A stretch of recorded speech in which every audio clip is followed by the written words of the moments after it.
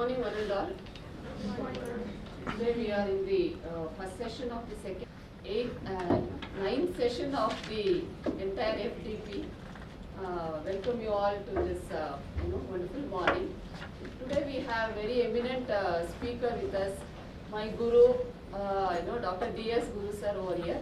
Here is a very elaborated introduction we have to give, but however I try to make it very concise, because once the session is over, you will only will understand his introduction by his words and delivery of talk.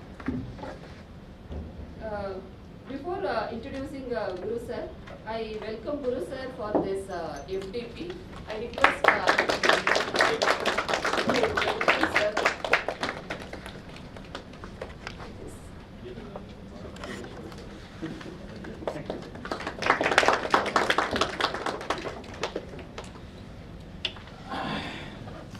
Dr. D.S. Guru sir, Professor and Chairman Department of Studies in Computer Science, University of Mysore, formerly Research Scientist at Nyamo Technologies, Nodal Officer, CBCS, University of Mysore, Director, Directorate of Distance Education, University of Mysore, Director, IQAC, University of Mysore, Chairman, Admission Reformation Committee, University of Mysore, Chairman, Department of Studies in Computer Science, University of Mysore, Chairman, BOS, then BOE, Governing Council, and it goes a big list.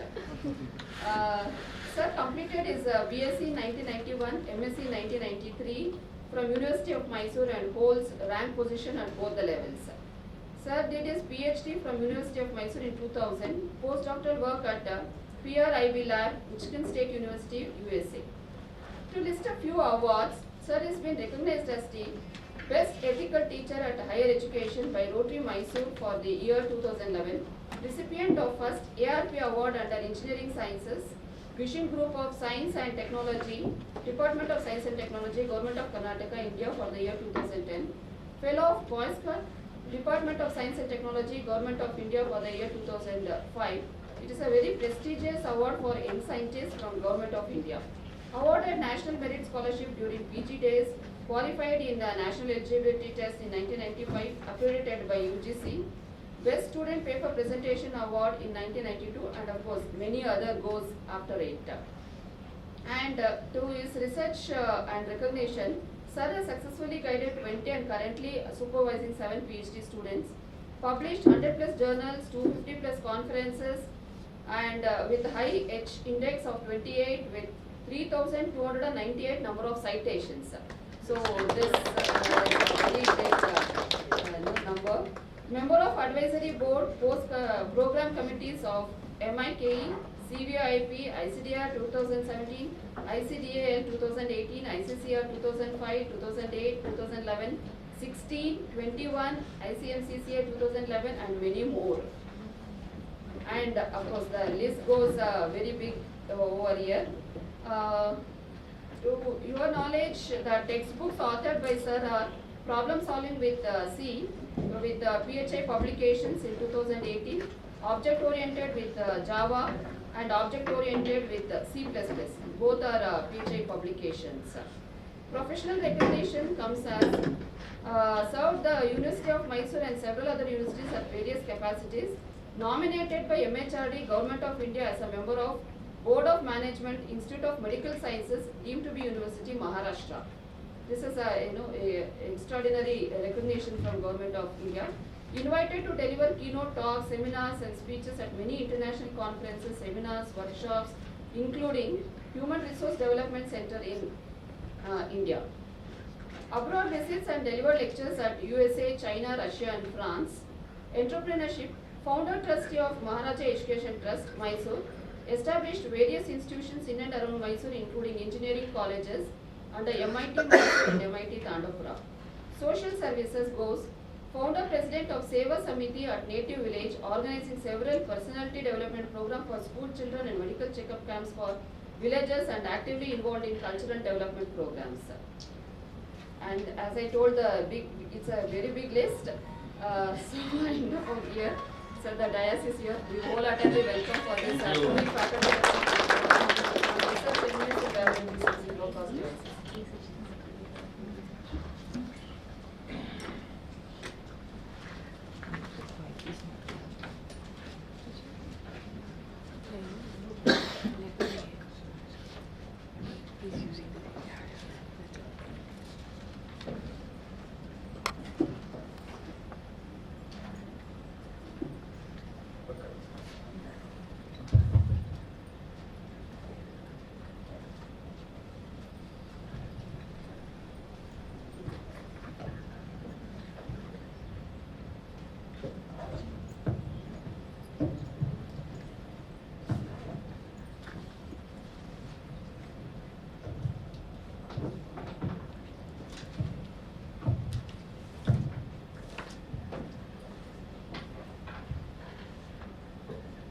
Morning.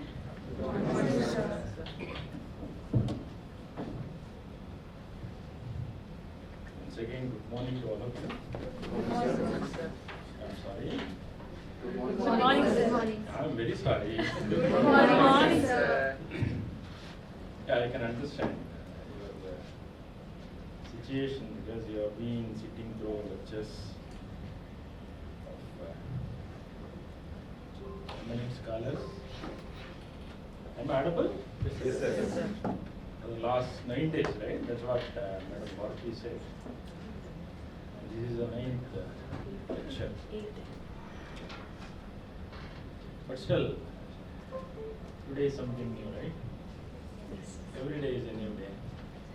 So forget that you attended 8 lectures. Not the content that you learned.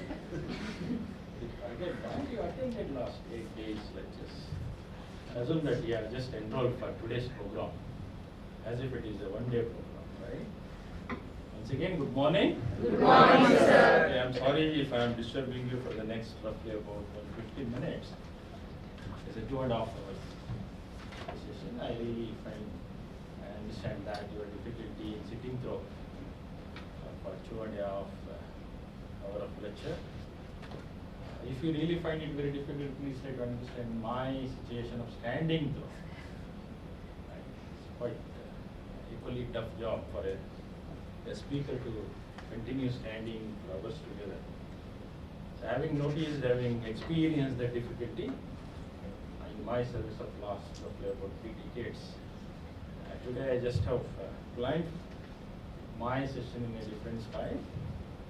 I don't go through the entire 150 minutes myself alone. Instead, I have my good colleagues from my laboratory, Madam Annapurna. She is pursuing her PhD for the last a few years, probably about 5 years. Working extensively on a specific biometric called a signature biometric. So if you want to ask any questions, raise questions to her, not to me. Okay? So because she has a really rich experience of working on modeling of offline signature specifically, if I remember. And our own senior, Dr. Manjunath, who is now in Maharani Science College working as a professor of computer science, worked extensively on online signature verification and recognition. Perhaps in my slides, what I would be explaining you is the general philosophy of both online and as well offline signature verification, and leaving the showcasing of results and data and others and methods of conducting experimentation for modeling a signature verification system to Madam Annapurna. I have another good friend of mine, a budding just who has started his PhD, completed his coursework, and started pushing through his objectives. He has been placed on modeling of a kind of new in the literature of face recognition, though it's called face recognition application, but it is new in its kind. in the sense that you see plenty of works reported on recognition of faces of adults, but you see seldom, less, no work almost related to recognition of infants, the kids studying in schools, and especially it is a more challenging job because every 6 months, every year, the facial expression, the facial features would change frequently during the infant stages, till a boy or a girl reaches the age of 15 to 16 years. So he has been based on the objective of modeling of a recognition system, keeping in mind application of monitoring the movements of kids in school environment and monitoring the attendance of kids in school. And towards that, he just has made a simple attempt, and we have been targeting now on coming out with a cheap priced, low cost hardware device to deploy an attendance system for our own department first. We are thinking of deploying such an attendance monitoring system nearby the door of a classroom so that the students would view their faces before they enter into the classroom, and then automatically the system will take up their attendance and then goes with consolidated attendance list by the end of every month, by the end of a semester, so the teacher need not waste even 5 minutes in the classroom. Right? I'm sorry for the teachers. Right? So you need not waste 5 minutes. Most of the teachers today, I believe that, right? So we love to take longer time for making up attendance, right? And less time to teach students. I don't want teachers to spend 5 minutes to take attendance, but I want teachers to make use of entire stretch of a long hours to teach fully the content of the topic that they have planned upon, right? So towards that, you just have made some deployable solution. What I'm talking about, not that we work in a synthetic environment like in a practical laboratory. See that my model use 99% success rate on this data set, and cameras in calculating the result, right?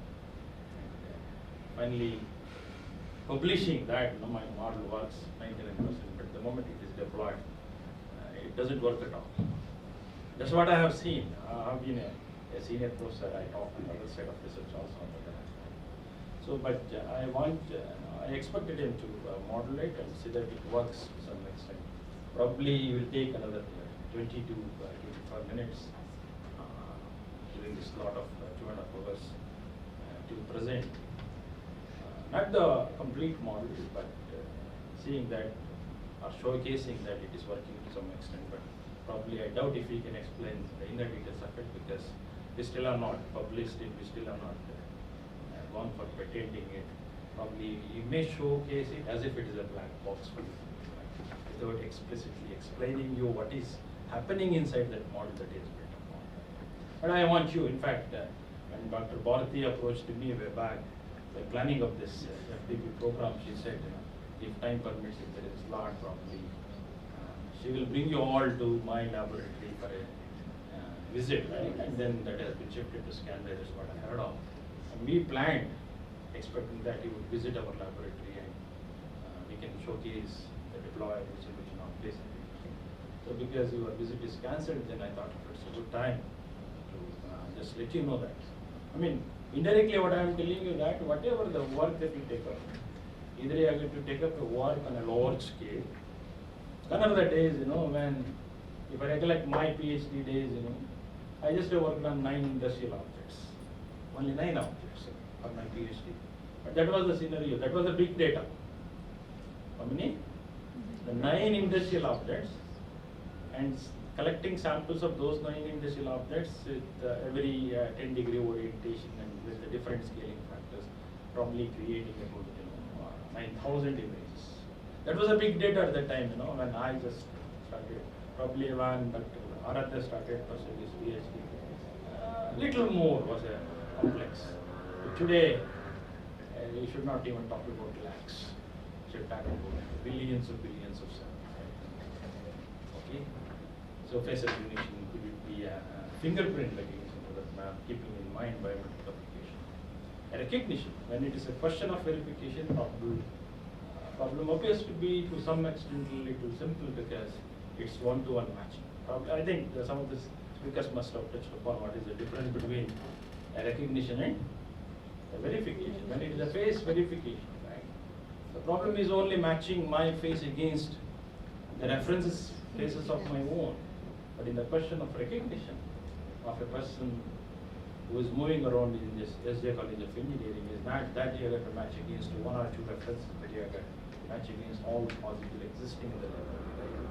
If it is lakhs of together, then matching times consumes a little longer time. And the problem now is, think of indexing, looking for a suitable indexing mechanism, right? Which would help you in selectively choose some potential references, right? For further rigorous matching subsequently, so that the recognition accuracy can still be improved, but with the high speed. So can we think of such an indexing supported recognition model is a current?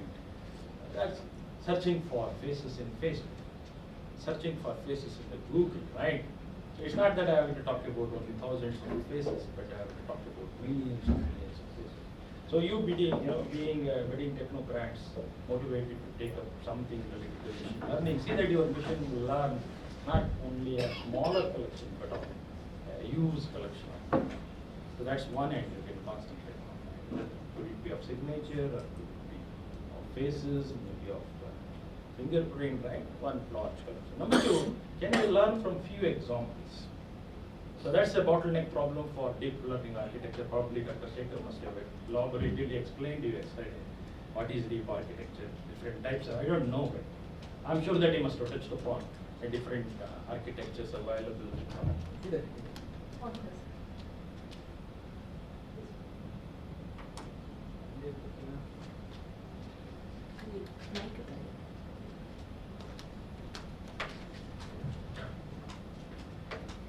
So Dr. Shekhar must have explained you different architectures available, right?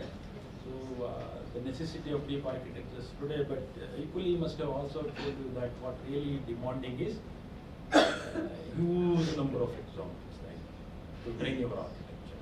So the problem now is what is really open for you people is that can we think of training up a model with less number of examples? Because in banking like applications, especially in signature biometrics, we give only 3 to 5 specimen signatures. You are not asked to give thousands of signature examples, right? You must have created an account in the bank sector, you know. How many specimen signatures you must have given? Only 3 specimen signatures or 5 specimen signatures, but you are not definitely asked to give thousands of signatures. No. Then I want deep architecture to learn my style, the style with which I put my signature, and the style with which others put the signature, so that what are the features which are capable of preserving the consistency in my signature, and what are the features which are rich in discriminating my signature from rest of the signatures. So can I think of a model which will learn from this only few examples? If there are 1,000 members, 1,000 individuals, and if 1,000 individuals would contribute 3 specimen signatures, then I have got only 3,000 specimen signatures. But that system which gets deployed is expected to work for a longer period of time. Right? And that the deployed solution is expected to learn with next set of signatures. Right? Every day I put a signature, I just submit my checks to the bank. Then looking at my next signature, I want this signature, system to be automatically getting updated. So the new set of features should be computed on my signature and gets repository in the library, so that the subsequent matching will never go wrong for any reason. So this is the second dimension of research which we are really focusing on. Right? Number one, large collection. Number two, whatever you want to deploy, see that the deployable solution works on a large scale. Number two, that deployable solution is expected to learn from only a few number of examples. I'm not that rich in giving, right? So many examples for a deep architecture.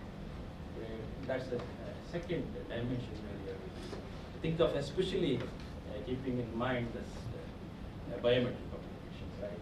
So with this, so probably they will engage minimum 20 minutes each, where she will just present you the statistics, past performance, proposed models, whatever she wants to do.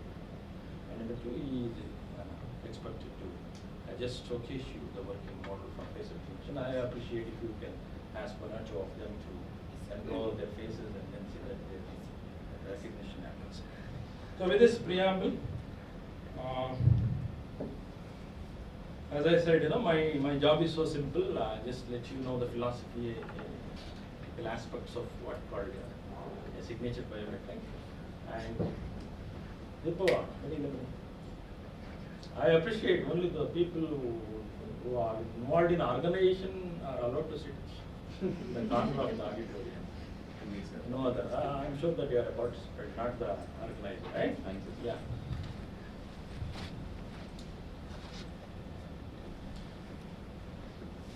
This is Dr. Deepu. Right? He worked with me in my institution for more than a decade, right? 13 years. 13 years. So that's why I have all liberty to call him and advising many. My interest is now to introduce or take you to a new corridor labeled writer dependent parameters. Did you hear of? My God, did you hear of or not? No, sir. No, okay. I will never ask you any question, I assure you. But I am ready to take any number of questions. Right?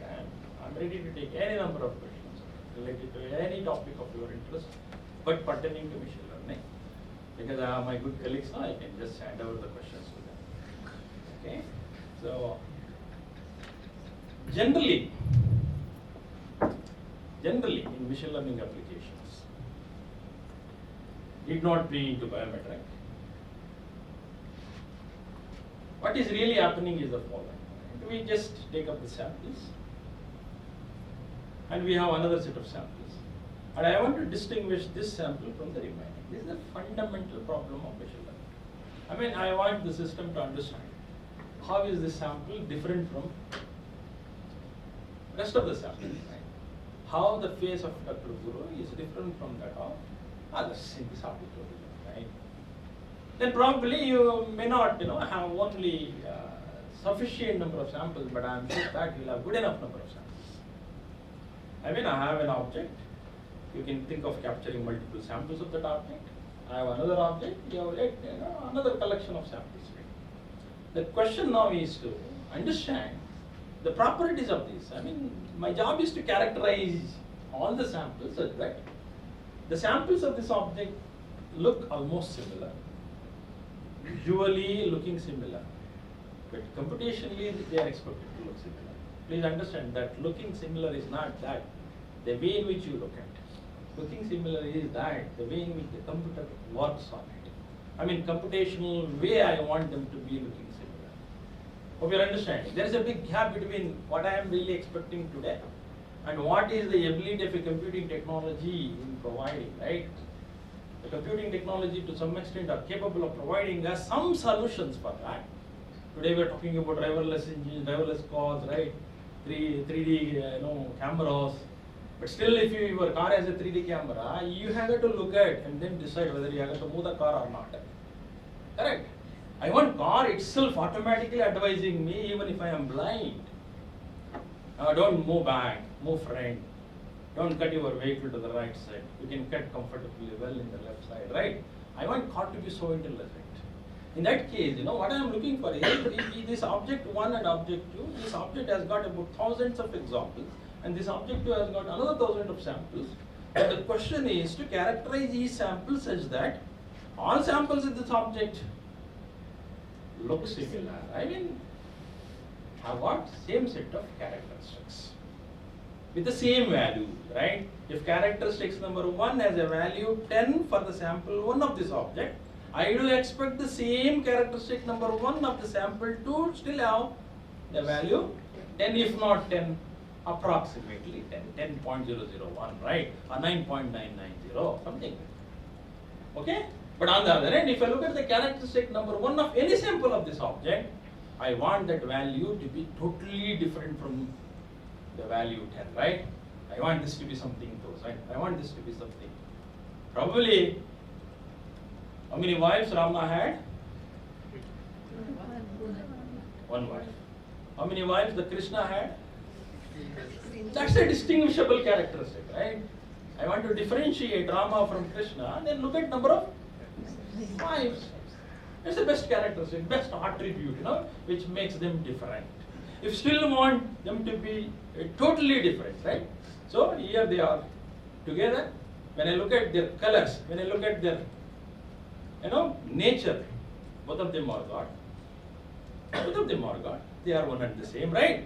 When I look at the number of wives, they are different or same? They are different, right? They are to some extent different.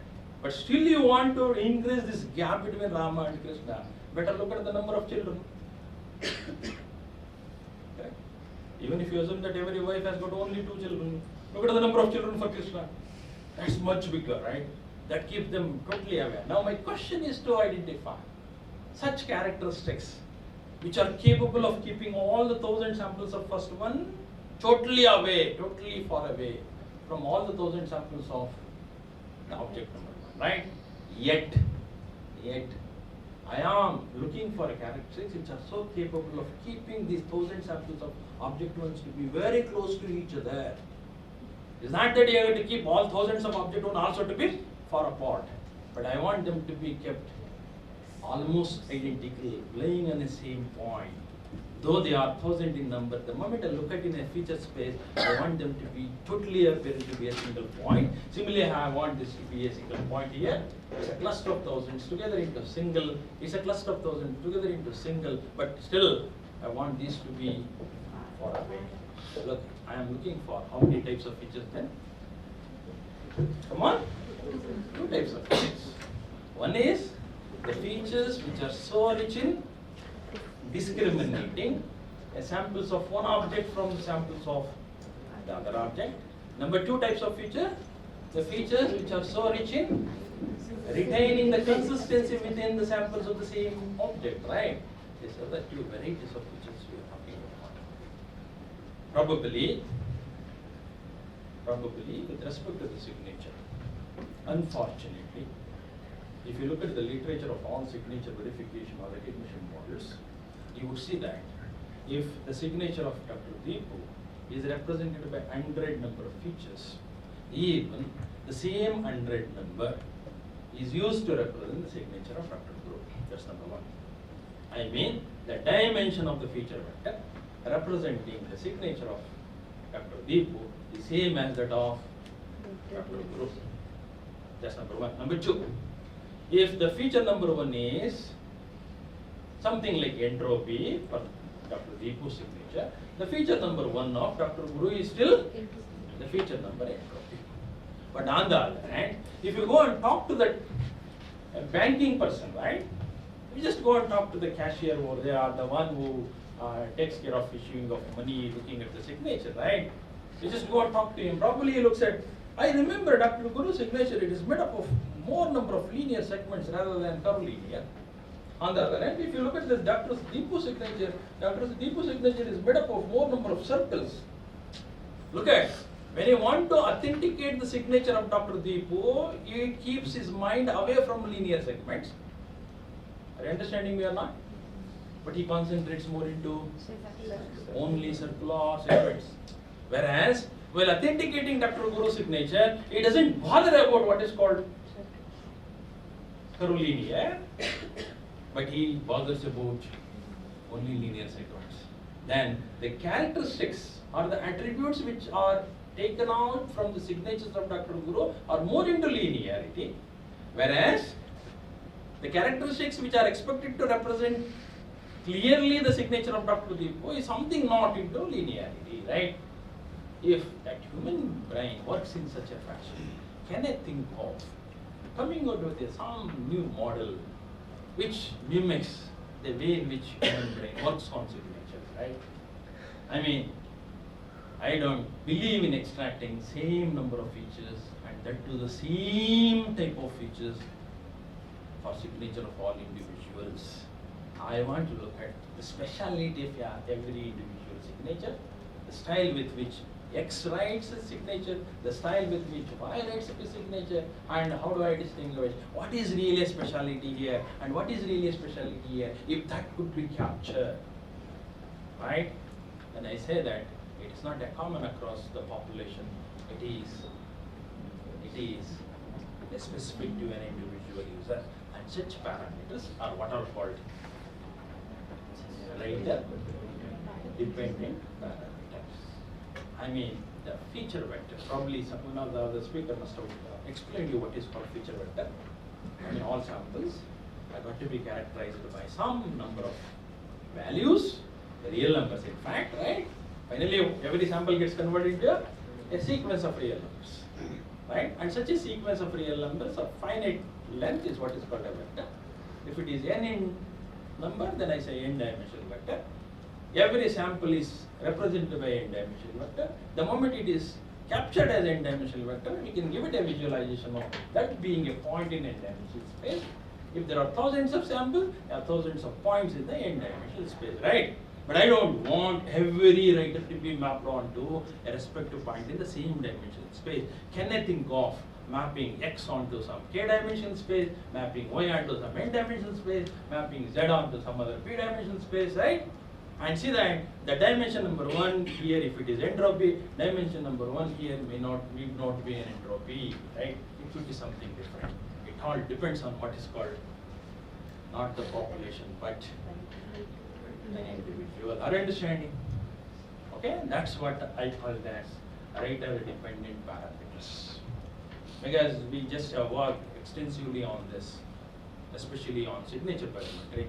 I just thought of presenting the philosophical thoughts on this, a specific biometric trait called a signature biometric, right? Dear friends, as I hope I made it very clear what is called writer dependent and what is called writer independent. Writer independent means you need not worry about the style with which, the speciality of every individual. You just pull them as if you are working on a corpus and submit them for the same process of extracting features. Right? Probably yesterday Dr. Shekhar, while explaining the deep architecture, give inputs here, many examples, right? And then finally you end up with some encoders. Correct? How many? I must have spoken about 128 encoders. And some dimension, 128 or 256, right? Some encoders will come out. But give any number of examples. For every example, for every sample, what is computed? Finally, 128 features, right? 256 features, right? I mean, irrespective of it, it just simply computes blindly. But instead, can we think of varying the dimension, varying the types of features, right? Okay, if you want to remember me, you remember by height. If you want to remember somebody, you remember by another feature, right? You see a fat man, you see a tall man, then why do you compute all features for both? Hope you are understanding. So whatever the parameters that you extract, keeping in mind only the speciality, something special is there. If that speciality could be declared, could be captured well, computationally, right? Then I say that your model becomes not writer independent, or it becomes then writer independent, writer independent. Okay, so my interest is just to go for a walk on this corridor called writer dependent parameters. In general, biometric applications, and specifically a trait called signature biometric. So, needless to explain or define what is called biometric, because this FTP is purely on biometric, right? So biometric, as you understood, probably something that you can measure based on your biological characteristics, right? The style with which I speak, what type of biometric is that? Behavior. The style with which I speak. Behavior. Behavior, right? The way in which my face appears in front of you. Right? Physical. Come on? Physical. Good.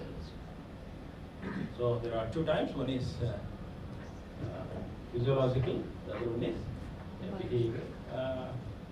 You can expect considerable success up to 99 in case of fingerprint.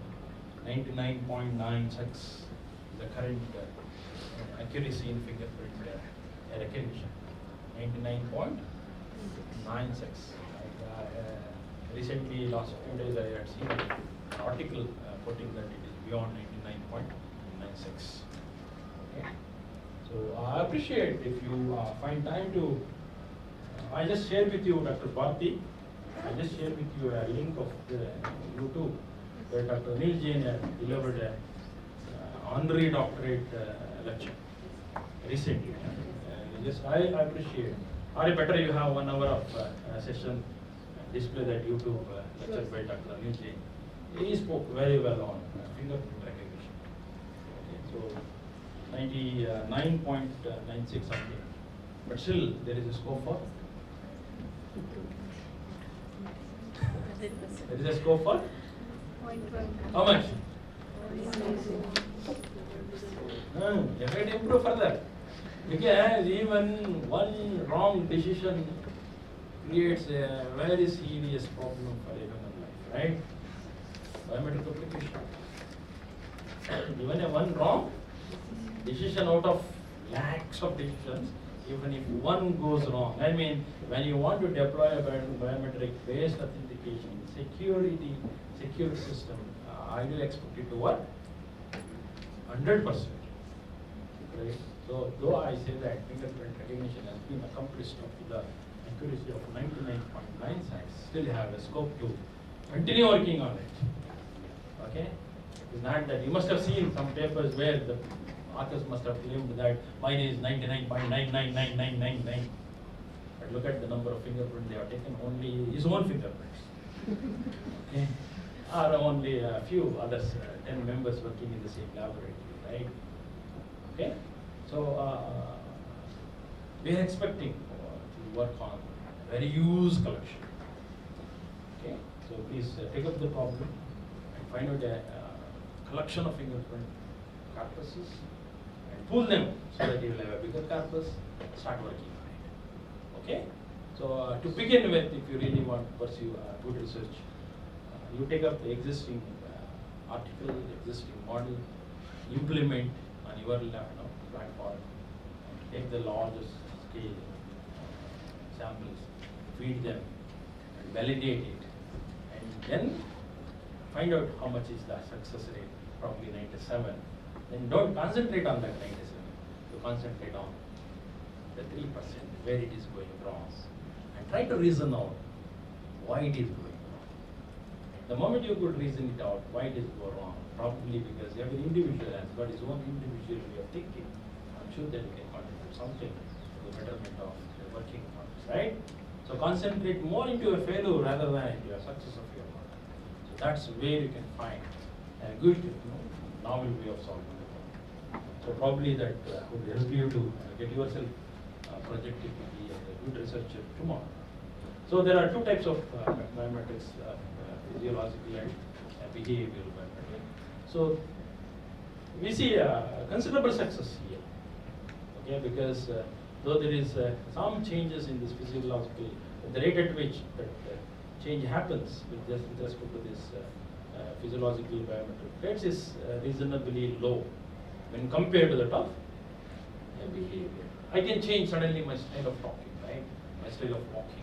I heard of Dr. Nagendra Swami talking on online more about gait. Gait belongs to physiological, right? Behavior. Behavior. Gait belongs to behavioral biometric. So you can change suddenly, right? So you can mimic as if Dr. Guru is walking, right? Sometimes you do that, and in fact, Pragna is known for it. Pragna is known for mimicking most of us. She does it every day, correct? Research laboratory. And sometimes in the evening, we have a cultural program for 5 to 10 minutes by Madam Pragna. She is good in mimicking all what? Behavioral biometric.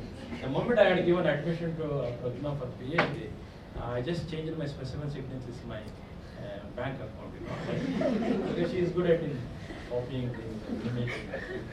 And then I had given my fingerprint to her bank. I'm thinking of that. With that she cannot duplicate, right? So she can duplicate the signature. So I mean, what I'm telling you though, it appears to be a fun example, keeping targeting Madam Prajna. So behavioral biometric is generally adopted by a human being. Generally, right? We are not that used with what? These type of biometric, right? So though there is a fingerprint options for your cell phone, I'm sure that most of you use pattern to open your cell phone, right? Yes or no? Yes. Though you have a smartphone which can unlock based on your face biometric, but I doubt if you have used face biometric or finger biometric to unlock your cell phone, but you have used what? Patterns. The pattern is more into what? Here, the one which you liked it, I can copy it, right? Suddenly, if I happen to notice it. So that's what is the problem with that. We have, but these are the generally adopted, and most of the human beings like to go with this, right? Okay. So, but how to make human behavioral biometric system to be more reliable?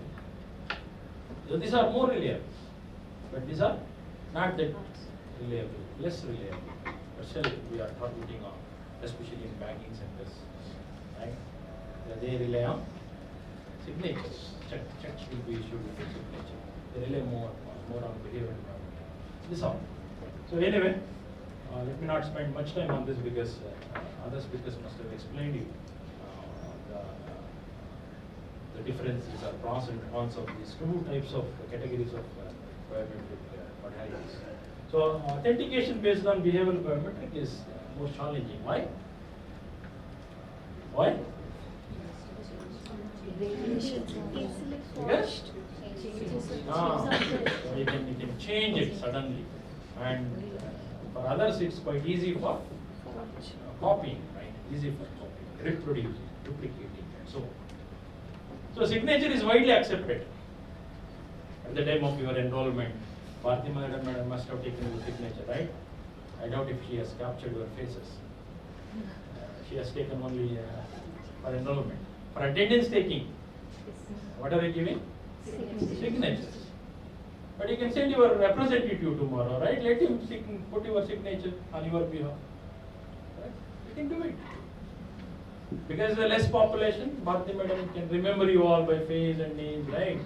But if it is a huge population, if SJ College of Engineering conducts a marathon, a seminar for huge population, and everybody is expected to give attendance by signature, and anybody can come in and anybody can put signature of any other person, right? Okay? So then, the question now is to authenticate that the same person has attended my seminar in spite of a very huge population. That's more challenging. And signature is widely accepted. Authentication of documents is an example, validation of checks in bank, e-passport, credit card transaction, whatever. So every day from morning to evening in most of the applications, you are working with signature. That is why it is still a open research problem for many researchers. Okay, widely accepted biometric is not fingerprint, right? But the old biometric trade was fingerprint. It has been practiced since thousands of years. You go to any Tahsildar's office, right? You see what? Thumb impression, right? You talk to your grandparents. Right? If you tell your grandparent that I'm working on fingerprint, then your grandparent would say that even I did it up. Right? Then you have to convince him that no, it's not that I am doing it manually. I'm trying to inculcate my ability of recognizing fingerprint into computing technology. Then he would appreciate it. Right? So that's what. So acquisition mode could be either offline or online. What is offline acquisition? You put a signature on a white sheet, on a paper, and then submit to the bank, submit to whatever, wherever you want, right? And that recognition authentication will take place after some time. That's what it's called. Offline. Online means, so here you just put your signature, and suddenly whatever you want gets open. Okay. Okay, that captured online in a real time. So in a real-time application means I don't want my system, though it is online, but authentication takes a longer time. Right? Assume that here is capturing device. I put my signature. I want to unlock my laptop. Instead of giving my fingerprint or giving my pattern of interest, I just put my signature here on the capturing device. But my laptop gets unlocked tomorrow in the morning.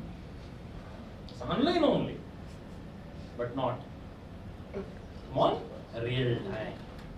So in addition to online, when we talk about deployable solution, the deployable solution should be not simply an online but real. Okay? Attendance taking, face-based attendance taking system should work in real time. Not that for today's lecture attendance will be computed tomorrow in the morning. That should not happen. That's what it's called. So it could be either offline mode or online mode. Okay. So but online is more reliable than offline, because in offline certain features cannot be captured. Like in online, the pressure with which you put your signature. Everybody has its own style of putting signature. While writing my signature, how much pressure I just put in, that could be captured when you work with online. But that cannot be estimated looking at offline signature. That's number one. The speed with which I write the signature. The speed with which, even somebody wants to forge my signature, you just go to computer and then you start putting my signature. But the speed with which you try to forge my signature may not match against the speed with which generally I put my signature, right? If the system is so capable of capturing the speed at which I write my signature, probably that can distinguish that, oh, somebody is trying to forge it, right? So that's what really possible in case of online, but not in case of offline. So that's why online signature verification is more reliable than offline signature verification, right? So it is generally more common offline. You just recollect wherever you had given your signature. Did you give your signature online or did you give your signature offline? That's more common. But unfortunately, not that reliable. Whereas on the other end, this is a trade-off, It is ROC. You know what is ROC?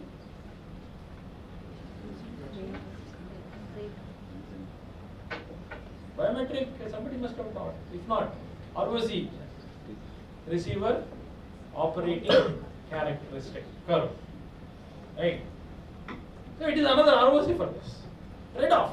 ROC is a trade-off curve, So if you want to gain something, you have to give away some other thing. But see that whatever you have to lose, whatever you have to compromise is negligibly small when compared to the profit you achieve. Okay, that's what is called the trade-off. Here, the trade-off is that offline signature is more common in day-to-day application. I am used to it more often. I am used to it. But whereas this is online, I am not used to it. But it is more reliable and I love to have this technology, but unfortunately, it is not frequently being adopted. Okay? This is what is the trade-off. If you can think of a kind of solution which is as reliable as online, yet working on offline modality, perhaps that could be the best solution which is demanding today. Right? You have to work on what called offline signatures. If you can think of modeling upon the way in which curves goes, and based on that, if you can predict, if not exactly what is the speed at which the author must have put the signature, at least this is the interval with which the speed can be estimated, right? If you can model it so that whatever the possible reliable properties of online could be predicted, even looking at what is called offline. Or you take a couple of samples online and map them against offline, that's a wonderful research opening issue today, especially in the field of signature verification. I mean, you collect a couple of online signature of mine and take up a couple of offline signature of mine, but these are generally used every day, day-to-day activity. What type of signatures are generally used? Offline signatures. But online signatures are seldom used in day-to-day application. But can I think of looking at the offline signatures, mapping them onto a corresponding what called online properties? And if that could be done for every what individual, then later perhaps at the time of authenticating my signature in offline mode, I can even think of predicting or extracting the properties of online. What is that mapping? You can think of a deep architecture, right? Mapping of every online onto offline parameters. Every offline onto a corresponding online parameters. And at the time of authentication, whether it is offline or online, everything will be merged into a single vector of 128 dimension. And use that vector for authenticating. That is what is demanding.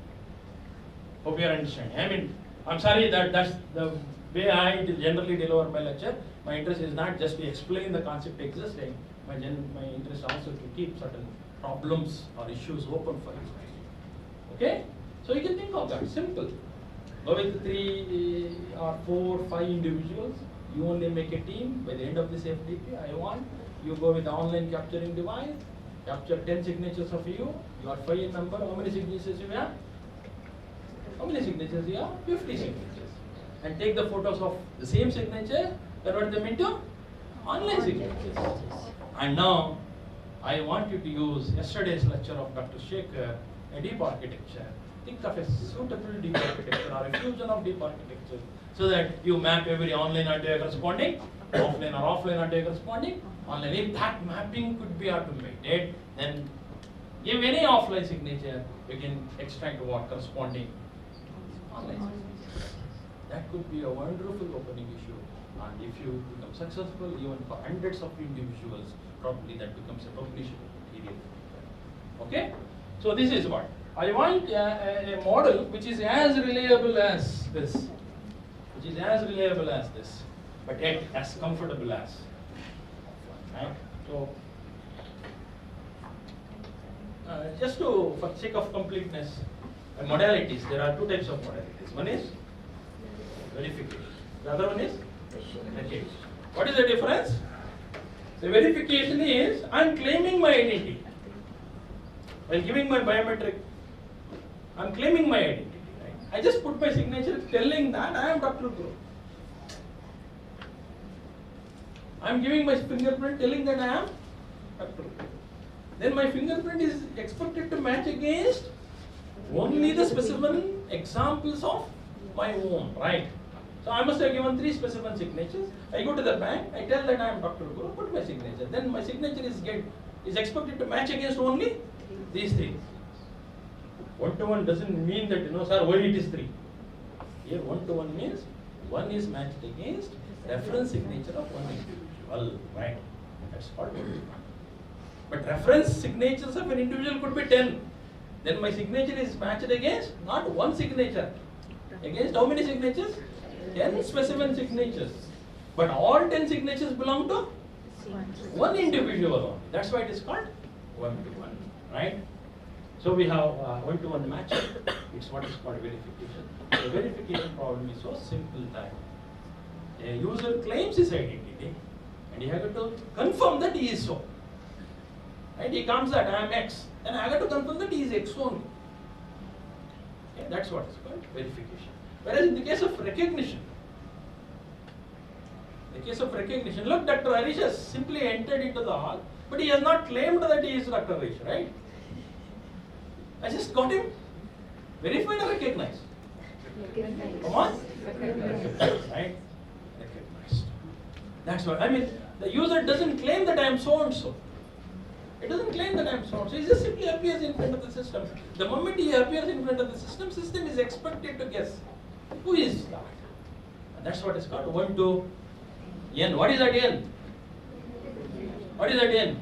Look, I had so many faces in my brain. In my life, I have come across with so many people as my good friends, as my bad friends, right? As my enemies. All faces are here. Some neutral faces are not here, right? Correct or not? Whom do you remember a lot? Both extreme and, wife. Dr. Rish says wife. So I mean, he wants to treat life as either at a positive experiment or at a negative experiment.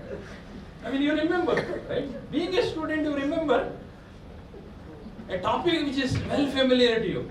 Correct? You also remember the topic which you failed in understanding. Correct?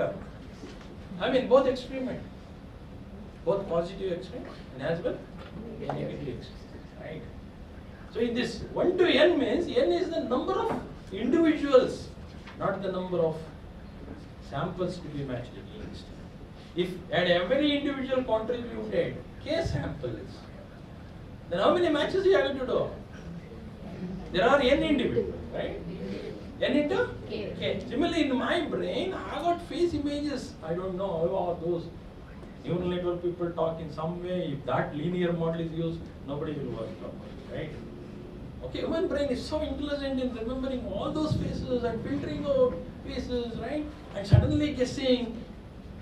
Sometimes it happens that you happen to meet with your own good friend during your school education, but after your school education you had never met him or her for last roughly about 15 to 20 years. But suddenly if your own classmate appears in front of you, what happens? You recognize, but you may take little time, extra time, right? Something triggers you. Out of gallery of lakhs of faces, you suddenly retrieve only few faces and match.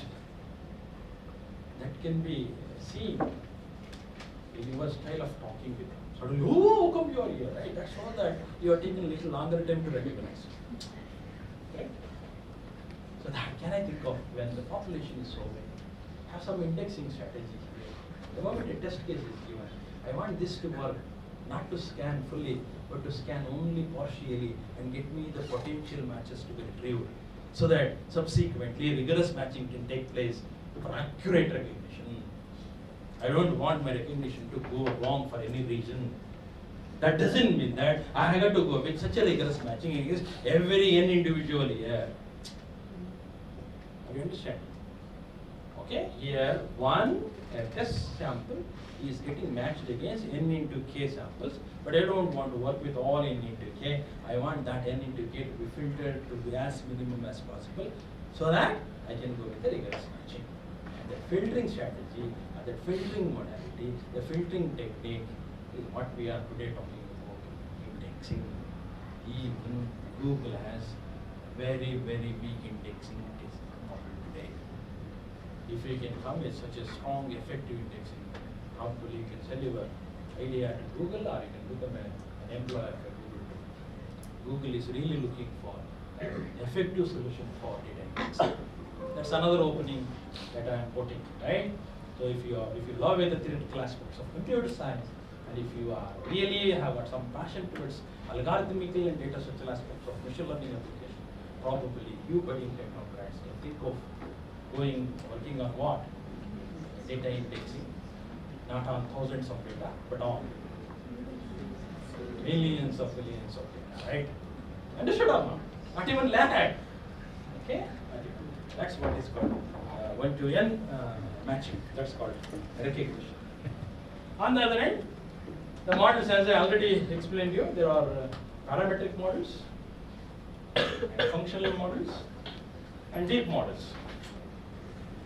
Okay. I'll have less to talk on deep learning, but more to talk on parametric, and especially dependent parametric rather than general parametric approaches. So in parametric approaches, we have a fixed feature dimension. Obviously, it takes less matching time, but with, unfortunately, higher error rate. And in functional, we have something like discrete time functions, and then go for matching against. Every pieces will be matched against. It will have a longer matching time, but has lower error. Now, again, can you think of using of these two? Still, I want to accomplish with a less matching time, but having what? Lower error rate. Can you think of part of it and fuse with the part of it? Why do you go with a fixed feature dimension for all users? Can you think of variable feature dimension for all users? That's the beauty of this functional matching. Variable dimension is the beauty of a function-based approach, whereas fixed feature dimension is the weakness of what is called parametric approach. But the strength of this is a less matching time. But the strength of this is a lower time. I want you to look at and extract only the strength of this and only the strength of it. Combine them together, do something interesting. Great. So that could be another opening issue for you people to take up either as a project work or as a PhD. Right? You need not work on a new dimension or need not work on completely a new problem. Pick up existing parametric approaches, pick up existing functional approaches, right? Read through, understand the strength of these, read through, understand the strength of these, extract those and combine them and hybridize and try to have a combined model which produces better results than each of these, and it is as efficient as this and it is as effective as this. One model is effective, another model is, and effectiveness and efficiency are not attainable at the same time. If you want to be efficient, you are going to be efficient at the cost of effectiveness, and effectiveness can be achieved at the cost of efficiency. They are reciprocal to each other. But I want a model which is both efficient as well as effective. Can you think of, right? Okay. So any sincere attempt towards modeling of signature biometric, especially by the use of both parametric and function, that doesn't mean that there is no work in it. There are a couple of interesting work reported, but unfortunately the error rate is reasonably high. Reasonably, I mean the error rate is something like 22, 24, right? Can you think of reducing it to only a single digit, at least 9, 8, and so on. Later on you can improvise. So deep architecture, probably heard of marathon lecture by Dr. Shekhar yesterday. Anyway, I just touch upon that issue also, if time permits. These are all some of the performance measures. Did anybody touch upon this? Otherwise, I have to speak on this. Huh? Okay. False acceptance rate. False acceptance rate. You are accepting it, but unfortunately, it is false. Understand? I mean, myself will go and put my signature telling that I am Dr. Deep. I'm presenting myself as Dr. Deep. But bank people will accept it. Is it correct acceptance or false acceptance? False. It's accepted, but unfortunately, what you accepted is false. That's what it's called. Right at the pitch. You go on accepting negative examples as a positive. That's what is called false acceptance. Number of forgeries accepted as genuine, right? I put my signature telling that I am Dr. Deepu. I'm putting signature of Deepu. But actually I am not Deepu, right? Should it be accepted or should it be rejected? Should be rejected. But unfortunately system accepted. That's what is called forgery is getting accepted as genuine. The rate at which it is happening. Number of forgeries accepted as genuine over total number of forgeries and converting to a percentage. That's what it's called false acceptance. False rejection rate. I go to a bank, I put my signature telling that I am Dr. Guru. Should it be accepted or rejected? Huh? Accepted. I am putting my signature claiming that I am Guru. But unfortunately, the bank teller rejects that. No, sir, your signature is not getting matched against your specimen signature. It happens sometimes. When I submit my check to the bank, check gets rejected because no signature matching or less matching in the signature, right? That's what is called false. It gets rejected, but unfortunately, it is false, right? I mean, the number of genuine signatures getting rejected as forgeries to the total number of genuine signatures. Into under, that gives you the percentage. This gives you the probability, this gives you the percentage. This gives you the probability. This gives you, that's what is called a rate. Okay? Now, what is expected now? You want both FAR to be high or FRR to be high, or you want both to be low or one to be high and the other to be low? Come on? Both?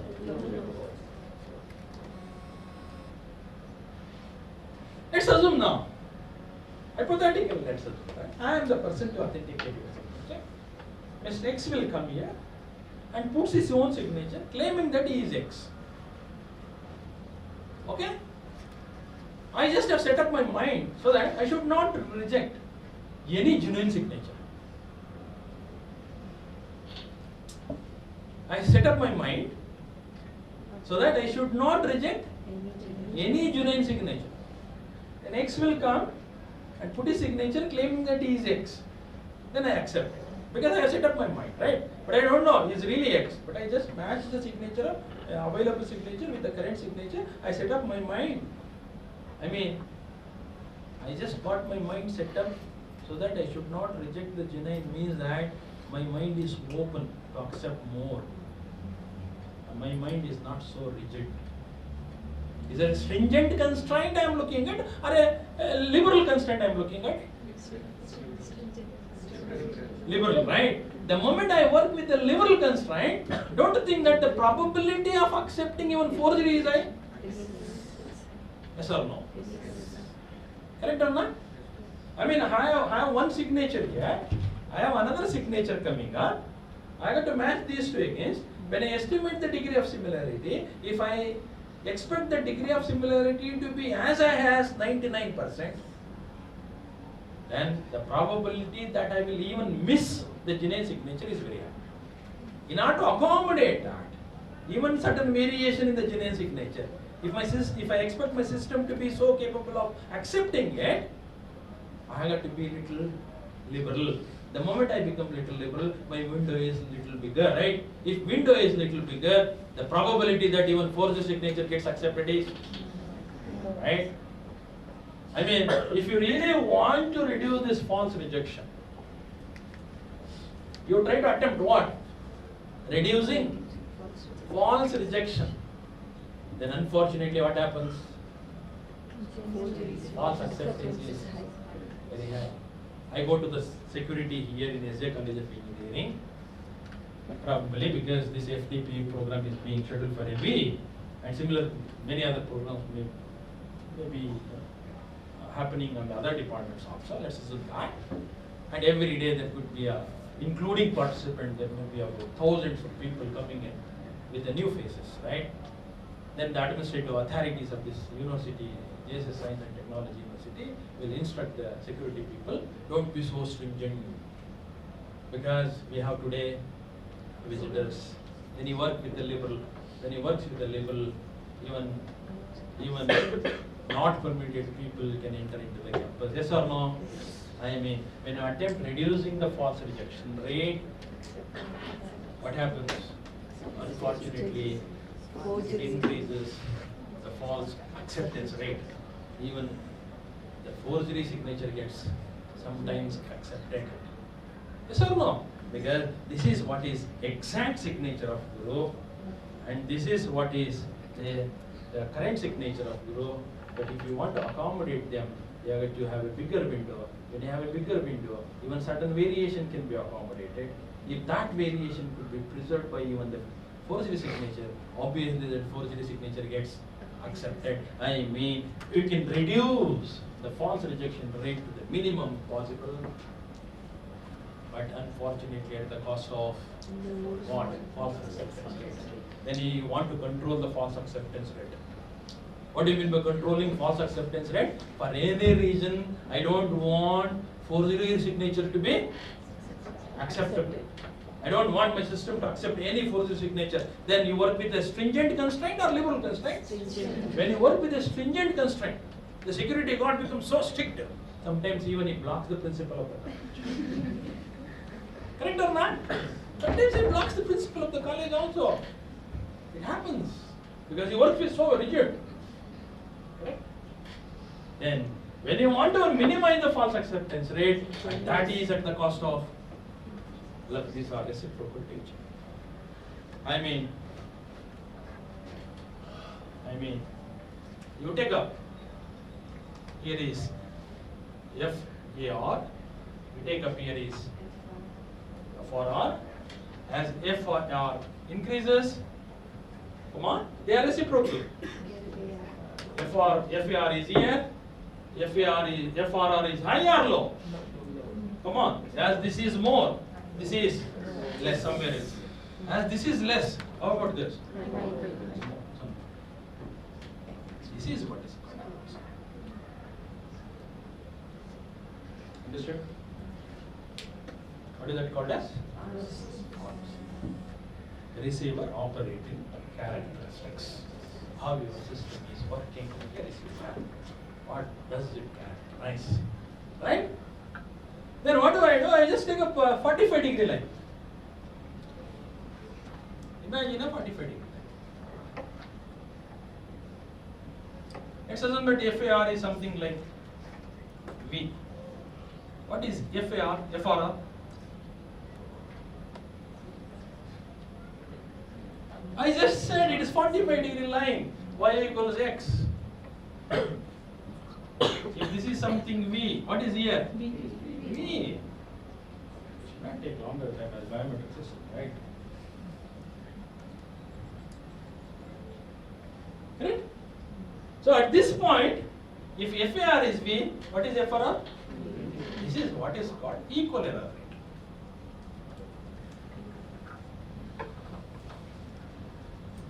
What is that called as? Equal error. Okay? That's what is this. Is the error rate at which FAR and FRR are same, more than the same. That's equal. So you take up at this point, this is something like V1.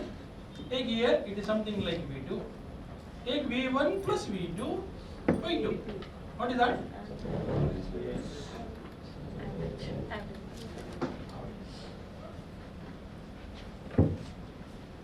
Understood or not?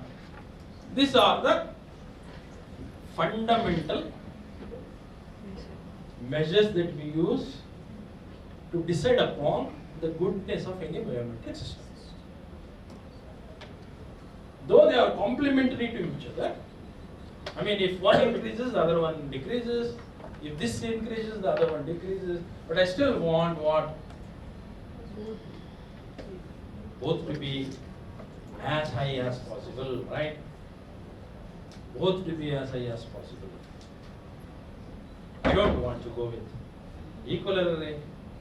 I don't want to go with average error rate. I want to go with an harmonic measure of it. I expect that harmonic measure to be as high as possible, right? Understood or not? I mean, FAR should come down, FAR should come down, both should lead to minima, take the complement of it, see that that complement is as high as possible. I mean, work with a combined measure which will not take into account only one of this, but will take account of both the error measures. But see that both of them will be low. If both of them are low, then only I want this, my total performance measure to be high. I expect that measure to be 100%, right? And that could be 100 only when both of these to be 0. But unfortunately, in real scenario, it's indeed impossible to achieve low FAR with equally low FAR, right? Okay? So these are the simple measures. Any doubt with this, please? Any biometric system for that matter, including fingerprint, face recognition, you have to thorough first with what called this computation of measures called performance measures. Okay? So, I mean, there is somebody will come and tell you, look, here is a system which is deployable for face recognition. The first question I ask him, what is the error rate, right?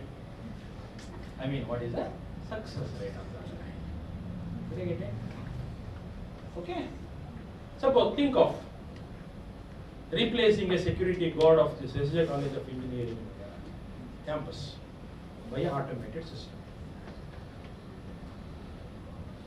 Imagine the security guard will be put onto a different task, but instead of that security guard, this JSS Science and Technology has thought of going for a deploying what? Authentication system. And whoever has enrolled for a course like this must have enrolled well in advance, and your face, passport photo must have been collected by the FDP coordinator, or all the employees have got their ID cards, right? all are enrolled, and faces are there, camera is there, and Dr. Deepo is an employee of this SJ College of Engineering and drives his car into the campus. Right? Now in that system, do you expect this to be low, or this to be low, or both to be low? This is a general learning camp. This is a college. So one example. Another is, look at the banking sector. Look at the banking sector. Has got thousands of customers, and everybody has given their specimen signatures, and we submit the checks for withdrawal of money. Understood? There, what do you expect? This is expected to be low, or this is expected to be low? Think for a few seconds and answer. Come on. False rate should be where? In campus or in Gangura? Why? Come on. Money. We don't mind rejecting the genuine signature, but we should be very careful in, right? For any reason, forgery signature should never be accepted. If forgery signature gets accepted, it is a false acceptance. Correct or not? Accepted but false, right? That should be 0. Then what do you expect? False acceptance. Somebody is putting my signature should never be accepted. Me putting somebody's signature should never be accepted, right? Then in banking sector, I expect false acceptance rate to be 0. Completely 0. I don't mind this false rejection rate could be even 50%.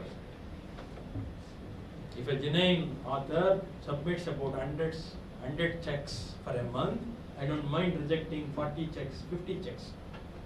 I'm taking another check for that, right? But for any reason, I should not accept forgery signature. Then certain applications is not that in every application you have to make both minimum 0 to 0. You can compromise, right? In banking sector, I want this to be 0, but this could be marginally fine, right? 20%, 18%. Okay? Most of the biometric, including my own papers, what is here, we canvas about what is called equal error. The equal error rate is 4, but 4 is equal, and there is a false acceptance rate and also false acceptance rate. And we are canvassing that error rate is 4, very minimum. Oh, why don't you accept it? Bank people will never accept it. There is another equal contribution by contemporary researchers, but the equal error rate is 10. False acceptance rate is completely 0. False rejection rate is 20. That's why average error rate comes down to 10. But should they accept me or is? Did you understand? Our contribution is towards banking sector. My contribution is with the average error rate 4. Average error rate 4 means both FAR and FRR, let's say 4 only. What is the average? 4. Somebody, my own contemporary researcher, has contributed a model, but that model has average error rate 10. Why it is 10? The first one is 0. The second one is 20. What is the average? 10. Now tell me whether the bankman has to accept that or mine. Come on. Though the average error rate is high, right? A deployable possibility is more for that, not for mine. This you have to take care of while drafting your research article. Just because of your average error rate happens to be 10, you should not get hesitated publishing your material. But see that my one rate is 0, the other rate is 20, and this suits banking sector. Getting me or not? We can still canvas with that's a wonderful model. And compared to even a model which has got an average error rate 4, right? Understood or not? You should have some strong knowledge on what is called FR and what is what? These are the fundamental knowledge that we are really looking for, especially for budding technologies, right? Is it quite clear? Look at our security guard, face recognition model. What do you expect? Come on, false rejection or false acceptance. Which one is expected to be minimum? We don't mind if some new person is permitted to enter, but we should not block the principal. We should not block the guests of today function, right? Correct or not? We don't mind accepting somebody who doesn't belong to this, but we should not reject really the genuine, right? Understood or not? The vice versa. I mean, when you talk about biometric application, you have to have a strong knowledge on domain. Domain knowledge really matters for you to come out with a good research, good way of modeling your problem, right? Okay? So this is what some performance measures, just I wanted to touch upon that. This is a general typical verification block diagram. So we have some pre-processing, we have feature extraction. Then if you feel that all features extracted are not that relevant, you can think of selectively choosing. Some of them are just transforming into a few number of features. That's what I call it as feature reduction, is it? Feature selection or feature reduction, whatever you can call it as. Then you can go with a representation. You use your suitable representative scheme here. This is a more data structural aspect. But see that the representation scheme is so effective. If the representation scheme is so effective, 90% of classification or recognition problem gets solved. The performance of any classifier all depends on what? Right? So concentrate more on this and create another thing. Then similarly at the time of testing, you give possible scene, then test against and decide whether it is acceptable or these are some signature features. Could be a parametric, we have some local features, we have global features, functional features like the expect coordinates, right? Yeah, sure. So pressure, pen inclination, force, etc. Okay. Functional features. That's why I said this is more reliable and takes a little longer time but less error, right? Okay. So these are some features we can think of. So these are some global features of MCYT dataset which are available now in the correct. Ready available, right? Yes, sir. Yeah, you need not work on feature extraction. You can make use of these, Online. right? Online features. Even you extract it from offline signatures also. No? You just mail us, we'll get you the feature, extracted features. Then you can concentrate more into classifications, right? So these are certain features which I wanted to. There are basically following 4 broad approaches, fusion based, where we have multiple types combined together. Probably I must have touched upon this fusing of functional companies, right? Parametric and so on. Multi-domain, you will segment the signatures. If you look at my signature, probably you have 2 segments, completely separable, spatially separable, right? If you look at somebody's signature, it's completely a single segment. When it is single segment, how to decompose it to further pieces so that in each decomposed piece, I can think of different possible representative schemes. For the one, you can have the scheme number 1. For the second segment, you can have scheme number 2. Which scheme suits which segment? That's what is called domain, multi-domain. Multi-expert, think of multiple classifiers working together instead of one man taking a petition. The way in which you go with second opinion by a doctor. Why don't you think of second opinion by other classifier here, right? Third opinion, fourth opinion. Go on opinions only. You will never make a decision. That also happens here, right? So be careful about that. So then think of what is called multi-expert system. So sometimes a subject in MTech subject can be taught by multiple teachers. Correct? All teachers will teach the same chapter number 1. But by the end of a semester, you will have only chapter number 1. In detail? No, in confusion. Because every teacher has taught differently, you know. That happens. So be careful about that, you know, multi-expert system. Maybe a very confusing system also. Okay. So these are all what the things which you have to balance. So the modeling of your model. And then multi-stage instead of going with a single shot, why don't you think of a sequence of decisions combined together into a single file, right? Okay, so let's have a break at this. Now it's a trend for what is writer independent, what is writer dependent. I may take about another 20 minutes, then these are all my good colleagues. Thanks, let's have a break. Good morning again. Good morning, sir.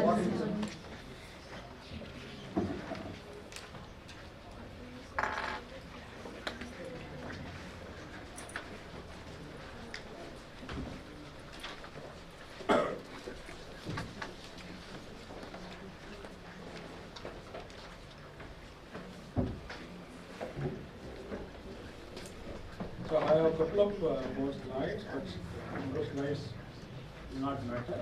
I just quickly walk through them and then I leave the stage to my colleagues. After their completion, I may come back for interaction with you people, right? So, this is what we are talking about trends. You know, in the beginning, I told you very clearly. One of the days when we were talking about writer independent. Today we are talking about writer dependent. So we have to tune up your model so that it becomes so intelligent in understanding every writer semantically, and then dig out only writer dependent parameters for effective verification or recognition. In general, classification. Any machine learning verification based model can strictly be made writer dependent. But on the other hand, for general classification for recognition, we have to think in a deeper way to make it writer dependent. So then we are looking for a system which is consistent with that of human expert, the way in which human brain solves a problem. Can we see that this deep architecture, any machine learning can think of inculcating human intelligence into computational technology. So writer dependency, generally it is limited to decision threshold. But today, from our laboratory, we have exploited the beauty of writer dependency at multi-levels, beyond decision levels. Perhaps in the next slide, I'll tell you at what levels we just have addressed the problem.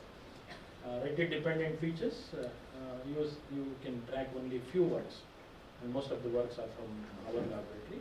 Now it is one of the demanding technology. Classifier dependent, writer dependent classifier, that probably Anpurna will present you that. D features, can we make D features writer specific? Instead of extracting same dimension features from the architecture for all samples of all individuals. Can we make deep architecture very writer dependent deep architecture? That's opening branch in deep architecture, deep learning. Okay, so most of you worry about in deep learning what is there to do, because they have architectures available. Use the existing architecture, feed in your samples and estimate the success rate, canvas the success rate. Don't do that, please. Estimate the success rate, look at failure rate and why it is happening, reason it out and tune up the deep architecture, then it becomes published. Okay, otherwise it becomes a clonic research. So another dimension to deep learning, contribution could be making it writer specific. Okay. We also have thought of wonderful architecture for this, but still we have to materialize it, and experimentation is still going on. So these are the different levels at which we just have thought of exploring the writer dependency at feature level. Even features themselves are expected to be different for different users, right? So not only that the feature, it's also the number of features. Only 2 features good enough to verificate or authenticate my signature. Probably 3 features may be required for authenticating prognostic signature. And what are those 3 features? May be entirely different than the 2 features you extracted from. So this is not that, the dimensions varied, it's also the types of features varied.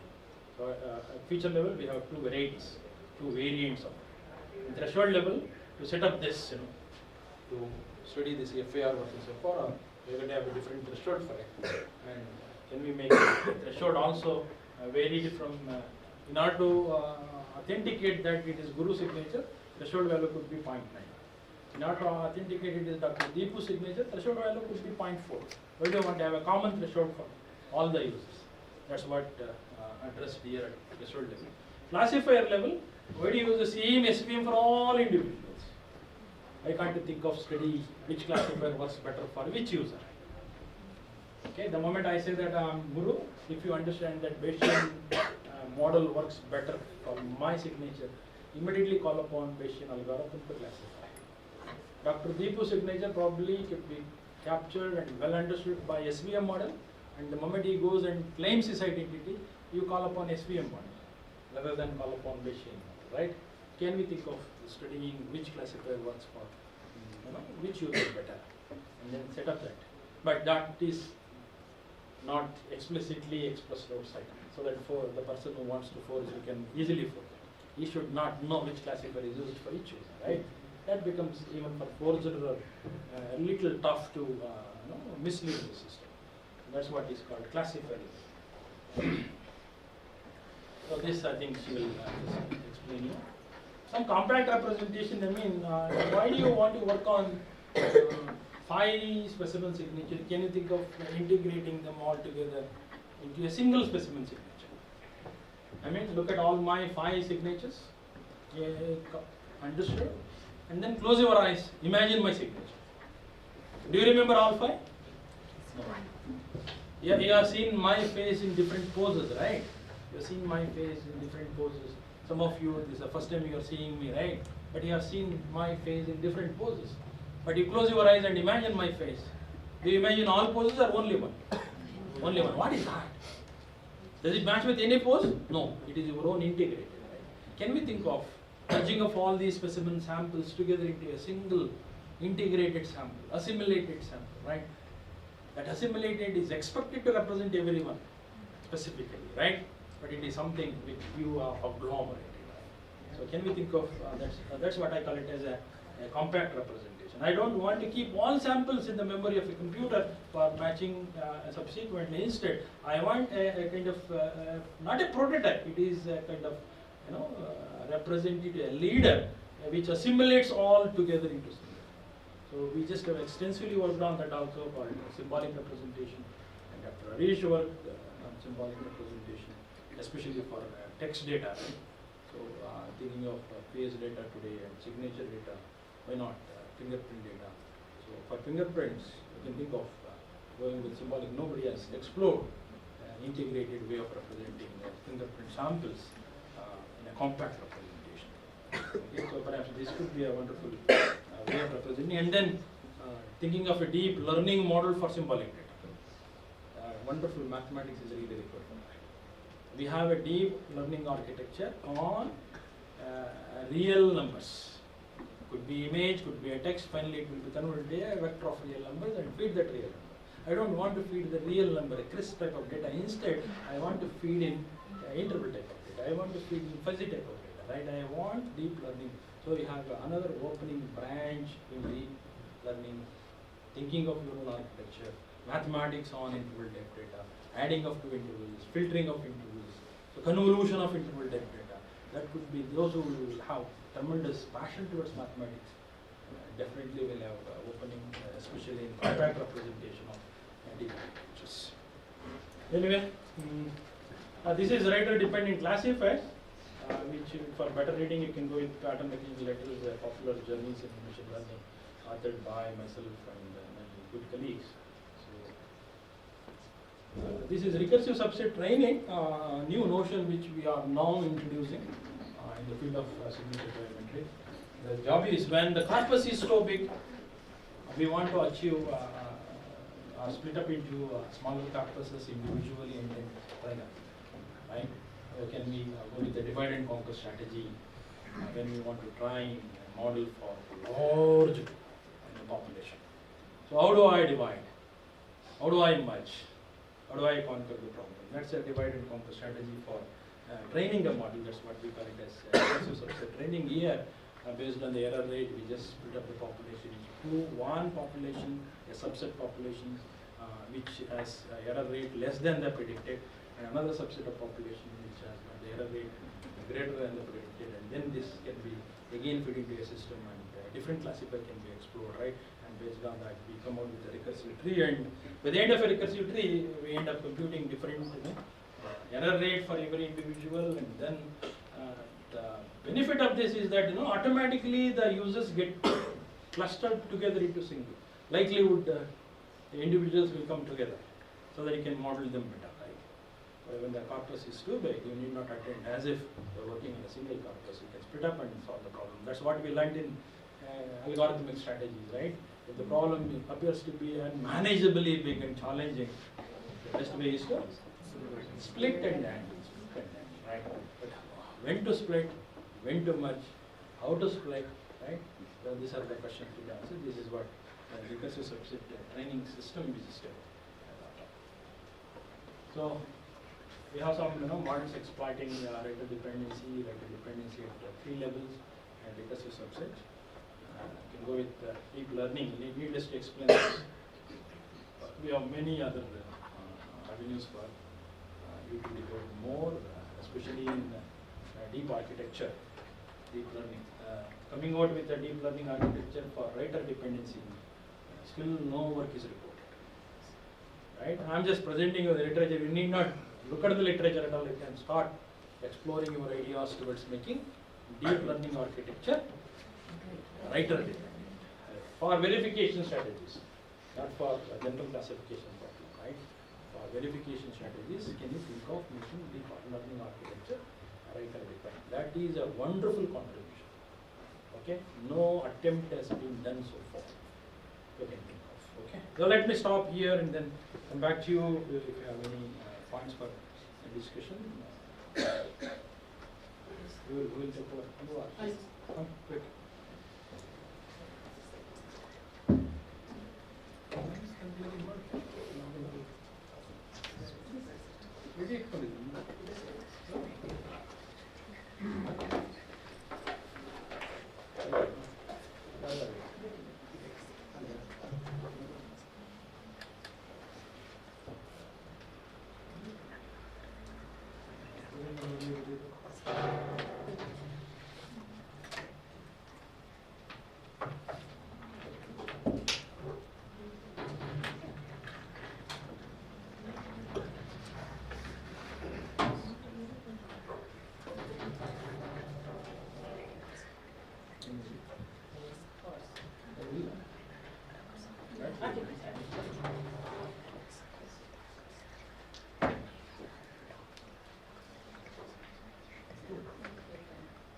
What are you? If you are audible, fine. If you are audible, fine. Am I audible? No, I think they are mostly recording your session, I guess. Okay. So that needs your. Yes.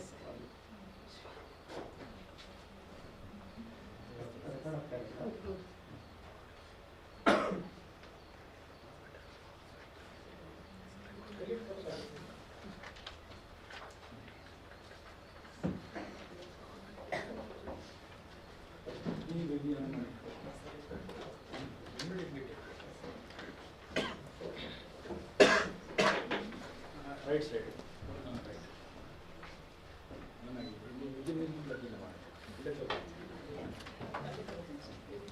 ಅದು marker. Star ಇದನ್ನು. Yes.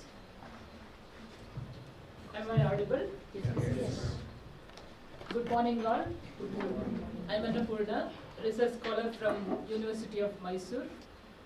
I have been working on offline signature verification under the supervision of Dr. B.S. Guru since from past 5 years.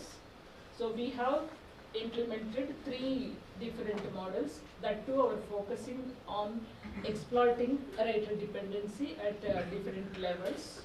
So these are the 3 different models we have exploited. So the first one is based on this writer dependent global features. Second one is based on writer dependent features and classifiers.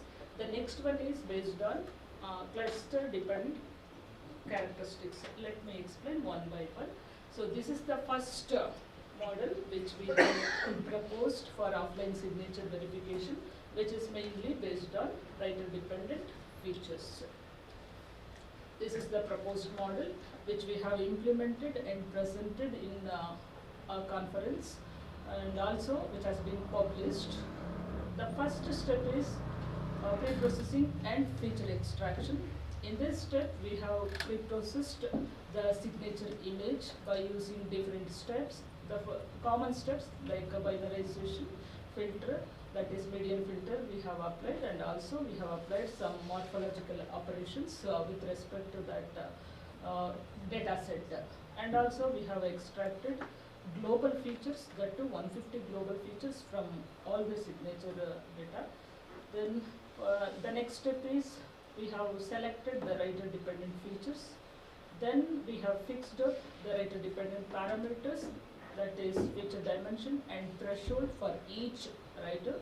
Then we have created interval value feature vector for each writer with respect to each feature. Then finally we have verified the signature. So these are the list of 150 global features which we have extracted from all the signatures. So we have given the tables, then you can refer it. After feature extraction, then the second step is we try to exploit the writer dependent features. That too, we are selecting the writer dependent features at this stage by using MCFS technique, that is multi-cluster feature selection technique. So which is basically a filter-based feature selection technique. So here, why we have selected this feature selection technique is, which is mainly suitable for multi-cluster data like offline signature data. So which is computationally less expensive. Here we score relevancy, we compute relevancy score for each feature. So this relevancy score indicates the capability of individual features in preserving the structure, structure of cluster. So hence we have calculated the relevancy score for each feature. Then we have ranked this feature, that is the ranked features are sorted in descending order. The highest features with MCFS scores are selected as writer dependent features. These features may vary from different user to user. After selecting the writer dependent features, we try to fix up the writer dependent, or we try to fix up the feature dimension and threshold for individual writers. In order to do that, first we have estimated the EER by varying the feature dimension and also the similarity threshold from 0.1 to 1.0. Here we have selected the feature dimension for each user at which we obtained the lowest EER, the corresponding feature dimension and the corresponding threshold at which we get the lowest EER for that particular writer will be fixed as the writer dependent feature dimension and writer dependent threshold. So first we conducted the experiment by varying the feature dimension along with the varying threshold for each writer. This is for just demonstration. I have given this table. So just consider this is the writer ID number 4. So here we have got this lowest EER at feature dimension 45 and threshold 0.5. For writer ID 33 at feature dimension equal to 5 and threshold equal to 3, we have got EER equal to 0.5, 7.1. So like this you can observe that feature dimension would be different for different writers and the threshold at which we get the lowest EER will be different for different users. So here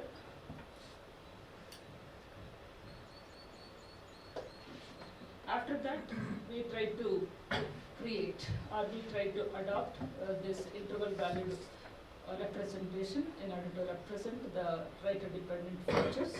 So in order to calculate or in order to represent each writer dependent feature in the form of interval value representation. First we have calculated mean for each user or mean of features and standard deviation. Then for lower limit of that feature is calculated by using this formula, that is mean minus standard deviation. Upper limit of that feature is calculated by using this formula, that is mean plus standard deviation. Finally, the feature vector of our writer, let us call it as Wi, will be represented as this series of lower limit and upper limit for each feature. This will be the feature representation for each user. So after representing this each writer dependent feature with symbolic representation, so finally we verified the signatures by comparing the test signature with the interval valid features of reference signatures by using this measure called acceptance count.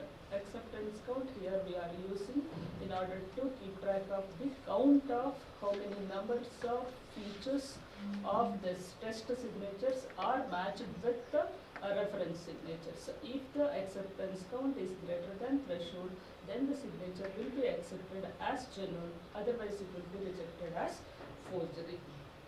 So here for our experimentation purpose, we have used two publicly available benchmarking datasets, offline signature datasets. One is called MCYT75 and the other one is SEDAR. So MCYT75 consists of the signatures of 75 writers. Here we can see 15 genuine signatures and 15 skilled forgeries are collected from each writer. So that is 1,125 genuine signatures. And 125 skilled forgeries are there in this data set. That is totally we have 2,250 signatures. In SEDAR datasets we have 50, that is the set of 50 signatures, 24 genuine and 24 skilled forgeries from 55 users.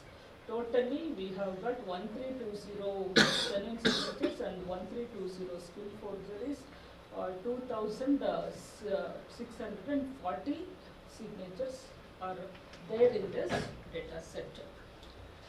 Initially we conducted the experimentation with common feature dimension and common threshold. That is without exploiting the writer dependency at both the levels. Initially, generally we have conducted this experiment by varying the training samples from 30%, 40, 50, 60, 70. That is, we have, for experimentation purpose, we have divided the data set into two parts, 30% training, 70% testing. Similarly, 40, 50, 60, 70. So with the skilled forgeries, we have got this result. You could observe with this 24, almost all are above 18. So with the random forgeries, so we can see almost all are above 10.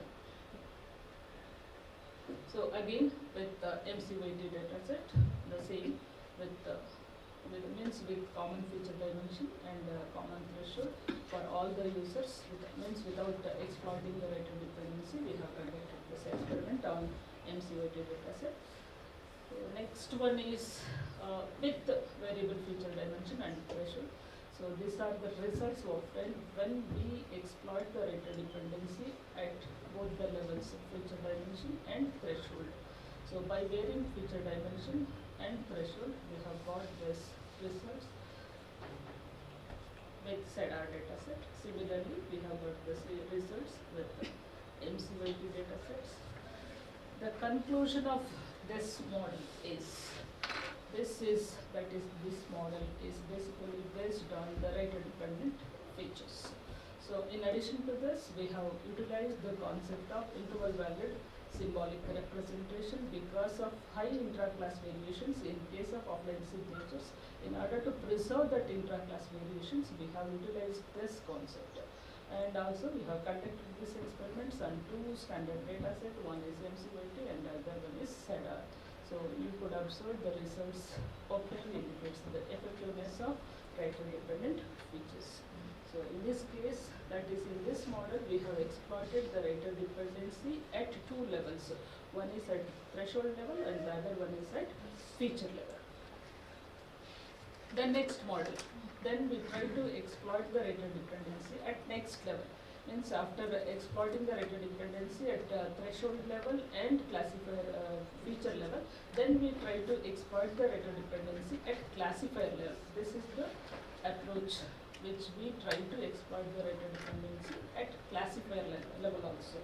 Means at 3 levels we have tried to exploit the rated dependency. But because the motivation behind this, no work has been done based on this features. Let me explain the proposed model.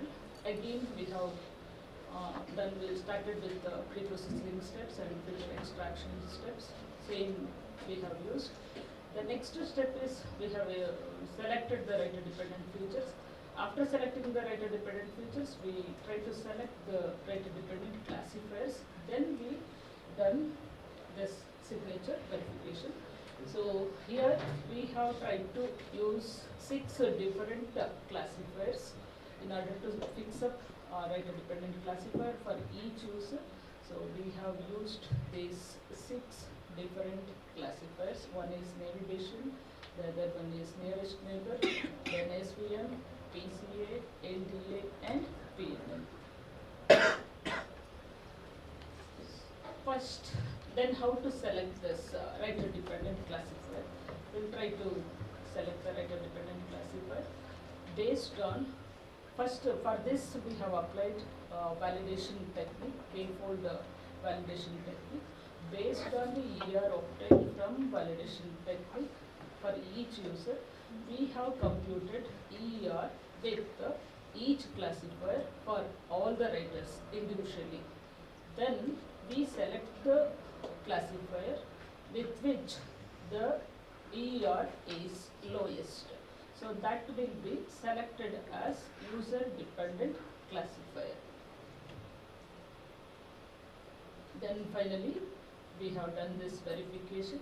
So verification has been done exactly like the previous model. In addition to that, we fed that test signature into the selected classifier, that is into the rated dependent classifier. Then we'll check whether it is genuine or forged. So in this again experimentation, initially we have done the experimentation with the user dependent features and the user dependent classifier. So these are the results obtained with the NCVP dataset. Here with user dependent features and user dependent classifier.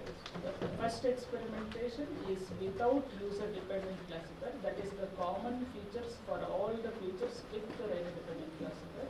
The second one is with the user dependent features and with the user dependent classifier. You could observe the difference between these two results or values.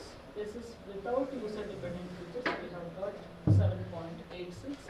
With user dependent features, we have got 5.6.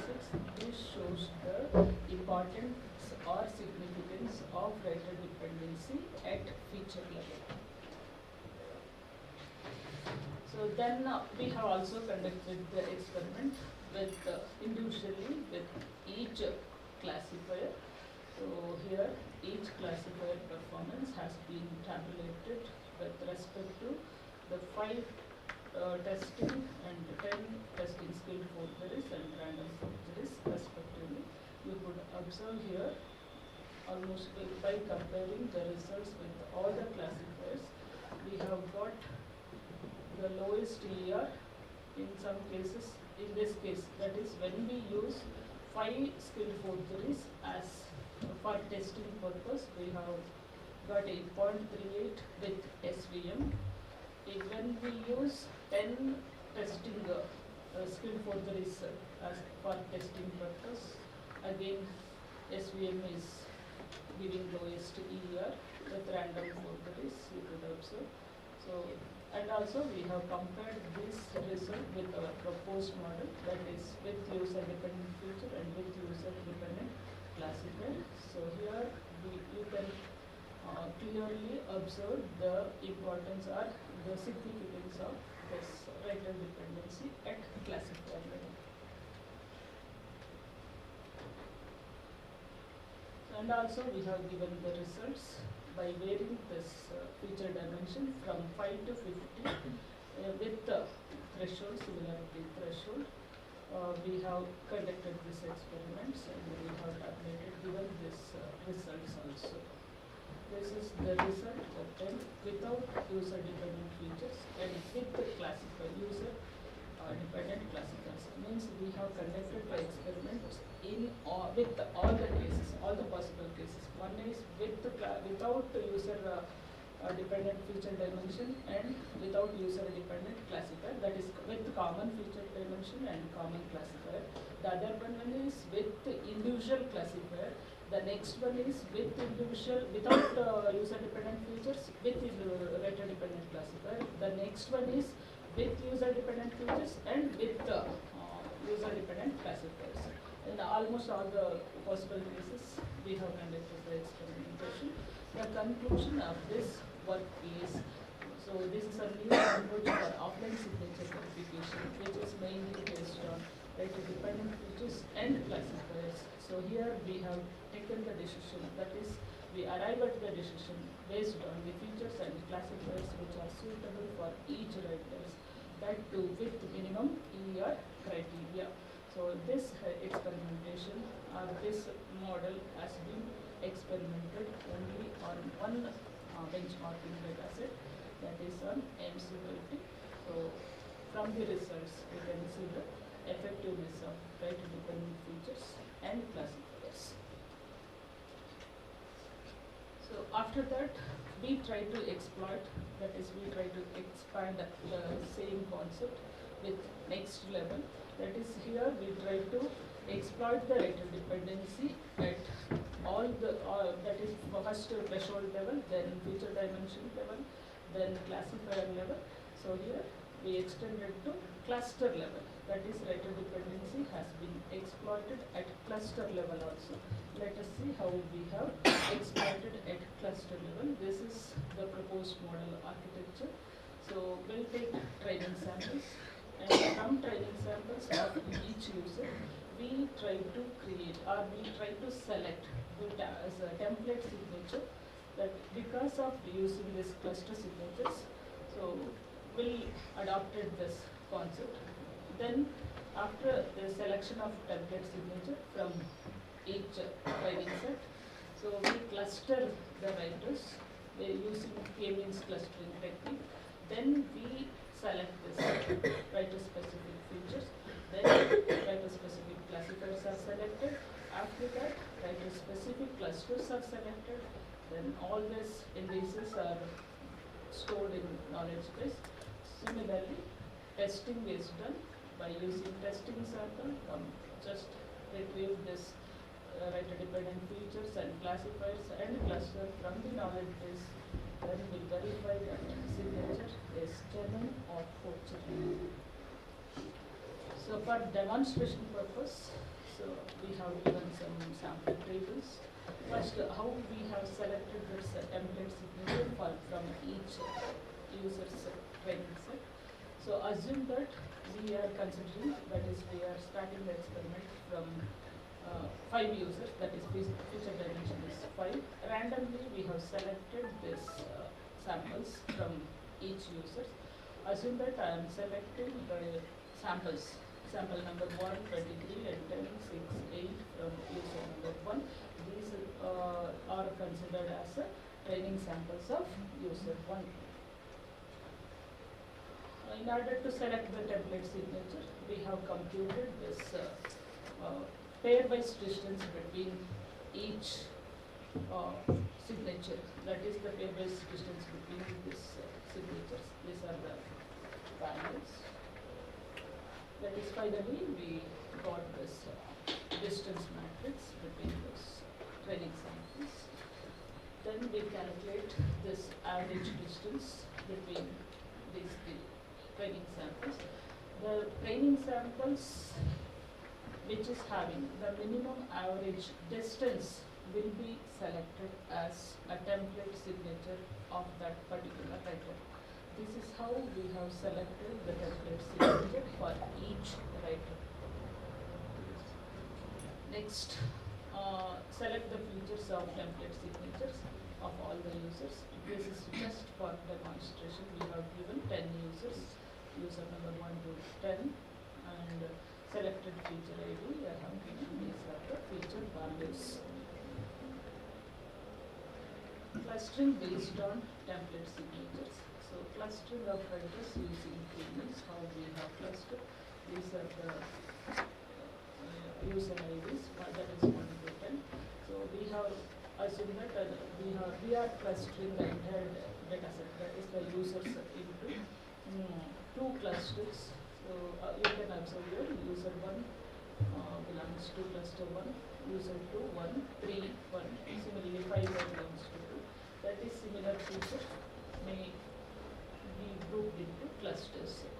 So users in cluster 1, users in cluster 2.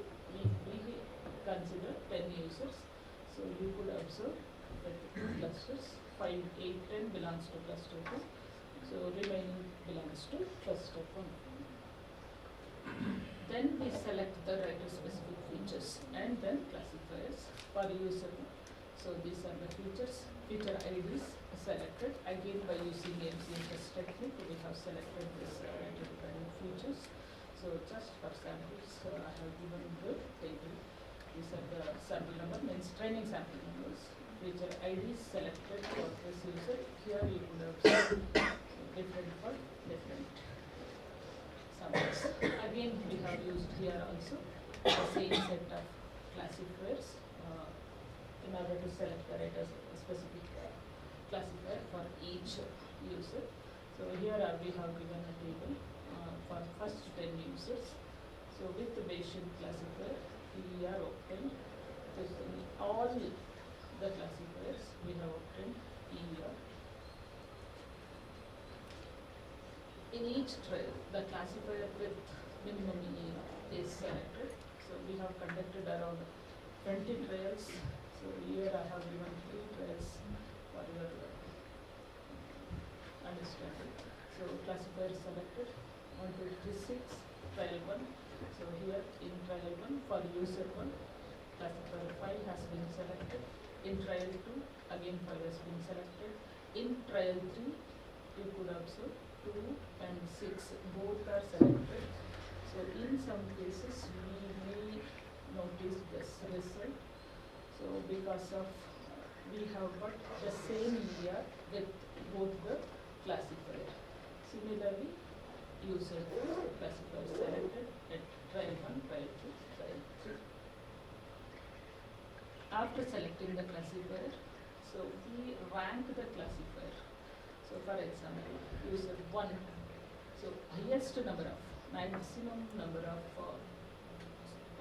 times the classifier which has been selected for that particular user is here. It is classifier number 4. The second one is, and that is the maximum frequency. So for the classifier 2 is second classifier, next 3, next 4, 5. So that is for user 1, highest number of classifier selected is 4. This is how we come to the conclusion, or we arrive at the conclusion that these are the writer specific classifiers. Means for user 1, 4 is selected, 2, 2, 3. So you could observe for each user different classifier has been selected.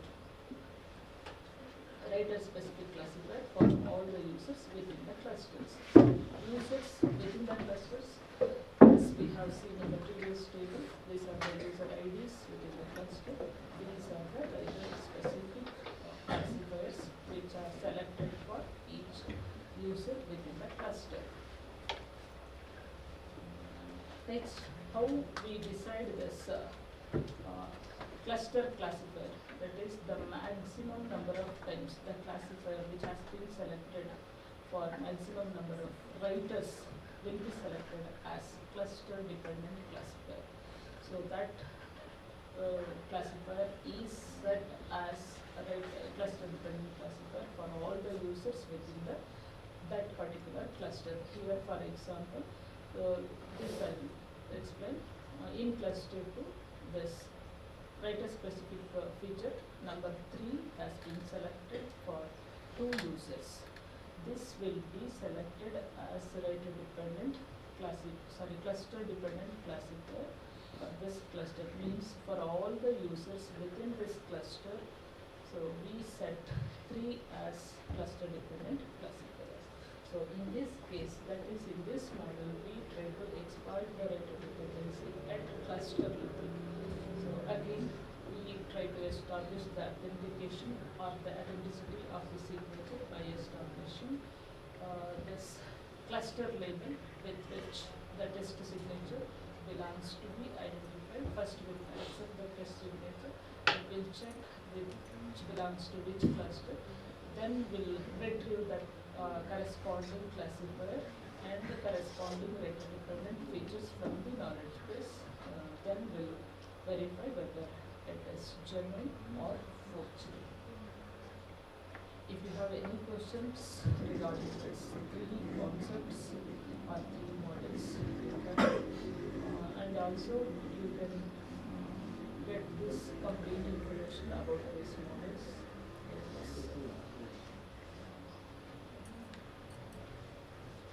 Any questions, please?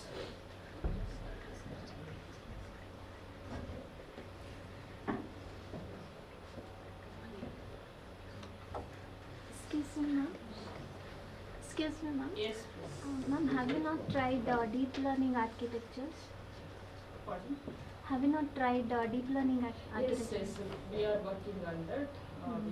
We have already designed and experimentation is going on. Shortly will come out with the results. So, Any other actually, questions? these 2 points are not questions. Yes, sir, please. Probably if you just give more insight about this, it will be more convinced. Yes, sir. I think MFC is a very interesting concept which has been proposed by MCFS, sir. MCF MCFS, sir. by Yes, sir. Demchak Yes, sir. in the year 2010. So you have used a word called multi-clustering. Yes, sir. Okay, so probably if you just give more insight about multi-class and multi-clustering, that gives more weightage for your work that you have proposed in the first topic. Multi-class and Multi-clustering and multi-classification. I think people will talk more about the multi-classifier and Okay, I multi-classification understand. Yes. because it's labeled one. Yes, sir. But how do you differentiate between multi-clustering and multi-classifying? That will work. Yeah, that is one. And another very important point is MCF, if you have arranged in the descending order. Ascending. Ascending? Ascending. Ascending order. Yes, highest score, Correct, relevancy correct. score will be I think there selected. is some very interesting reason for you to arrange in the ascending order. Yes, sir, because the relevancy score indicates the capability of each features No, that preserving the structure of the cluster structure of that specific writer. So that's why we have to arrange the relevancy score, that is the features with the highest relevancy score. So that is the reason that why we arranged Yes, in the. yes, sir. Any other questions? Yes,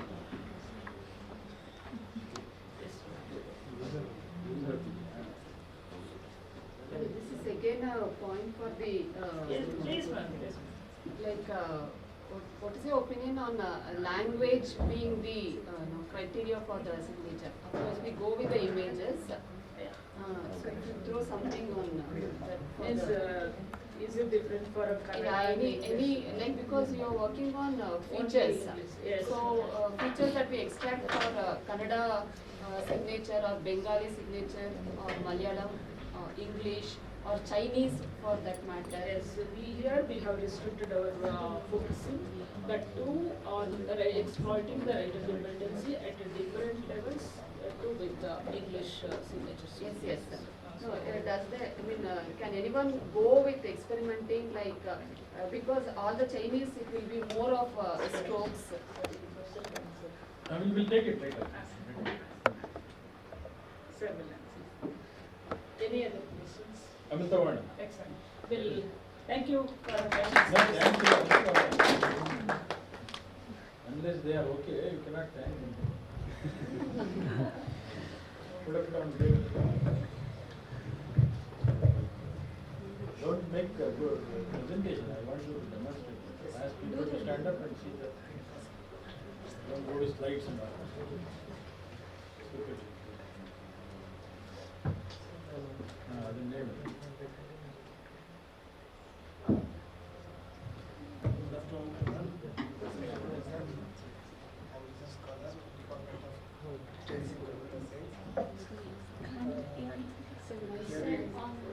We can't.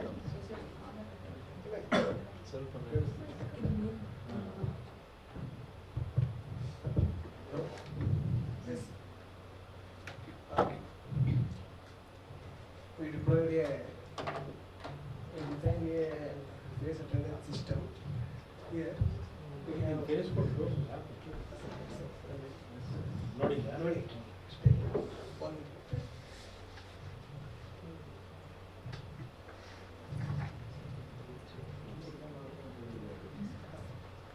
Yeah, enrolled some people here. The three people. Yeah, who got enrolled new This faces. is right here. You are here.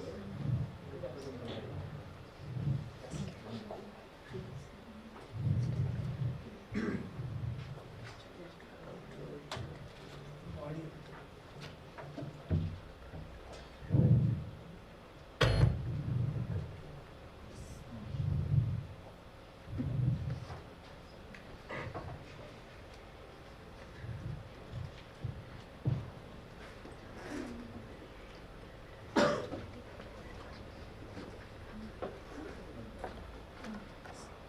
This.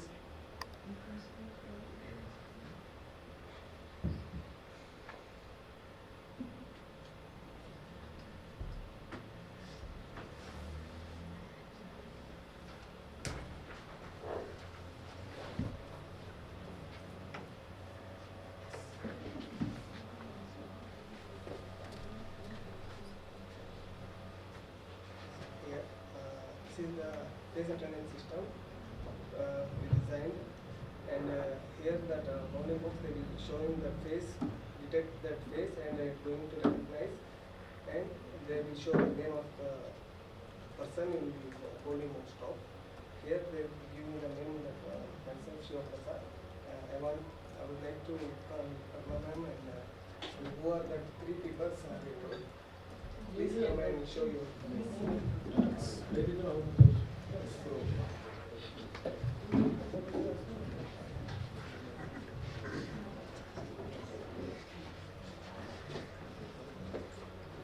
Madam,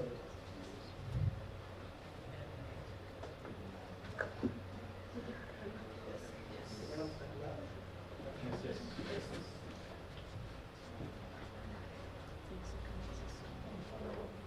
Prajna was earlier enrolled or new enrolled? earlier.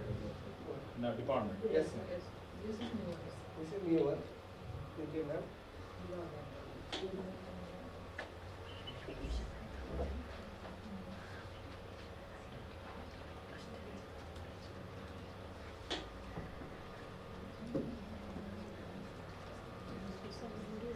Detect ID.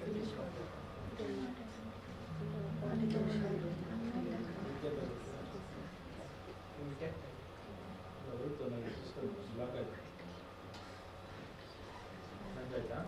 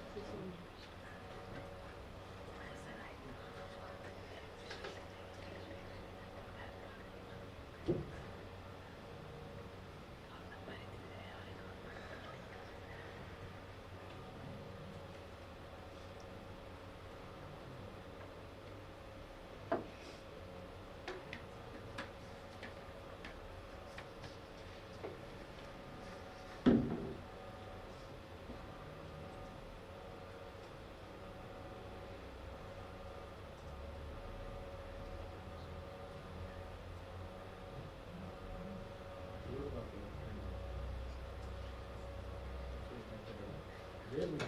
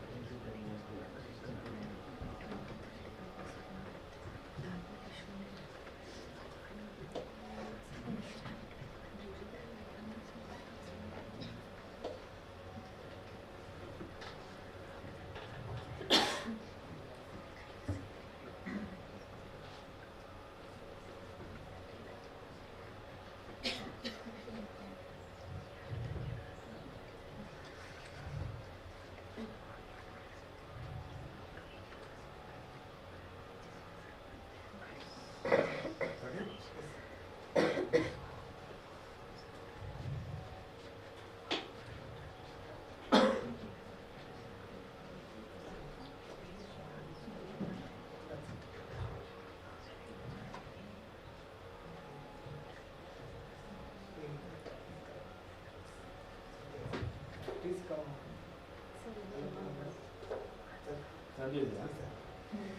Does it work? Yes, sir.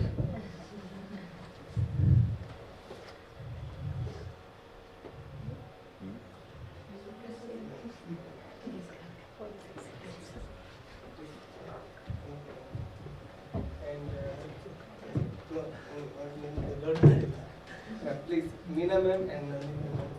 I'm in the old environment. Please come.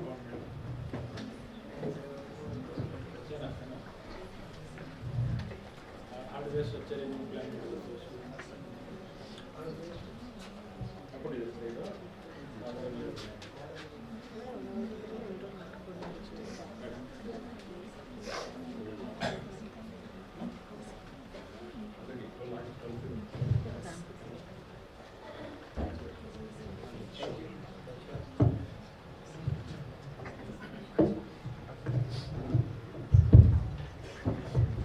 Thanks to Purna and Shukru sir. So he has planned to deploy it in a small, low-priced hardware device so that we can keep it nearby the door of each classroom. And we are thinking of a small device like a cell phone, which can capture your face image. And the plan is to keep it nearby the classroom door, and while students are entering into the classroom, we expect you to show the face and walk in. And then automatically it records your attendance. And we just want to make it AI enabled so that as and when teacher wants, can generate the statistics out of it, like percentage of attendance. And in addition to that, we also try to integrate what time you entered, how many minutes you are late, any chance that any student has walked out in between. Even it records how much is the late by a teacher. Whether teacher comes on time or after 10 minutes. The class is supposed to be ended up at 12 o'clock. How early does he go out? Does he engage beyond 12 hours? That's also very important. Like me, even after 12 o'clock, I'm still standing. That's, though appears to be positive, but it's a negative impact on the listeners. And these are all the statistics we want to generate out of it. So we just as planned for such a device. Once we deploy it successfully well in our department, probably we may think of giving it to other institutions like places, science and technology, and if possible, push it to a higher education council. Later on, we can make it automatic attendance taking and cheap, low price. That's what. But his PhD topic is something different. We want to have a surveillance camera to monitor the movement of kids in school, small kids studying below 7th standard, including LKG, UKG, and so on. So we want to monitor while kids are playing, right, movements, ultimate movement. We want to track along with face recognition. It's really challenging every once in a semester. Perhaps every 2 months or 3 months, we may have to request the kid to come back and enroll his new face, because the rate at which facial parameters change is reasonably high during the infant changes. That's our plan. So with this, let me just go back. I said, there are many scope for rated dependency, and some of you are raising deep learning. Yeah. So she is working, but still it's not materialized. That's what I told you at the beginning. We are working towards making deep learning also rated dependent. But we are in the initial stage. Still have many openings for you.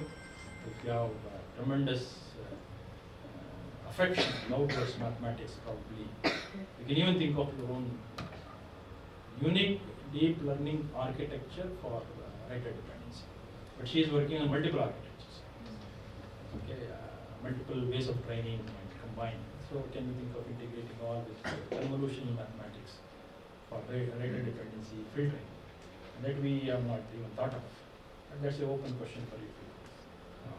If you have passion towards mathematics, perhaps you can explore that. So with this, I think Bharati Madam has. For further readings, you can just browse in Google, type in my name, you get plenty of materials, especially on only signature biometrics. Right? So, want to click the picture? Yeah.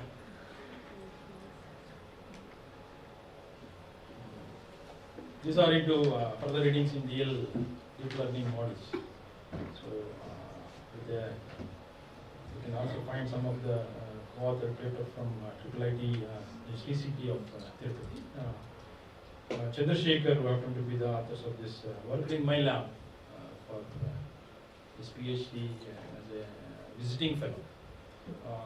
For your benefits, let me also tell you, we have a facility in our laboratory wherein you people for internship, for BCA, MCA, PE, they all can come and work with us. And faculty members, for a short gap or a long gap, can stay with us. We will provide you good enough space to sit comfortably, well, at least to sleep. We provide you the computation facility. And generally, I advise people to sleep comfortably well, so that if you sleep longer time in the lab, then you will inculcate sitting for a long time in a particular place. So once you inculcate how to sit on a single chair for a long time, perhaps, how long you can continue sleeping, one day you wake up and start working. So we have that facilities. You can be a visiting fellow in our laboratory, work with our supervision. And if something comes out well, you can draft a paper, submit with co-authorship, get it, submit for your degree or whatever you want. So, summary, just have spoken about biometrics in general and applications, and specifically signature biometrics, different modalities, regular dependency concepts, and a bit on leaf architecture. Before I take up questions from others, let me thank organizers of this FDP program, with a special thanks to Madam Bharati for the invitation and Arshita to follow up. Because of her pressure, in fact. Yesterday she called me up and said, "Sir, tomorrow morning FDP program." Then suddenly I said, "Got it cancelled? Thank you." Kannadadalli ಹೇಳಿದ್ರು, "Sir, ನಾಳೆ function ಒಂದು." ಹೌದಾ, cancel ಆಗಿರ್ಬೇಕಲ್ಲ, thank you ಅಂದೆ. She got sad actually. I mean, that was the intensity with which she used to follow up and calling every speaker. Called me many times. So thanks to Bharti and Shita and all others, the members of this organizing committee. And I must thank my scholars, starting from very first of 21. I thank all of them because they have given me a rich knowledge. Today I am standing because of their contributions, because of their interactions, including Dr. Harish, who is here. We just during break, we recollected those old good days, the way in which we used to interact. I really enjoy interacting with my scholars.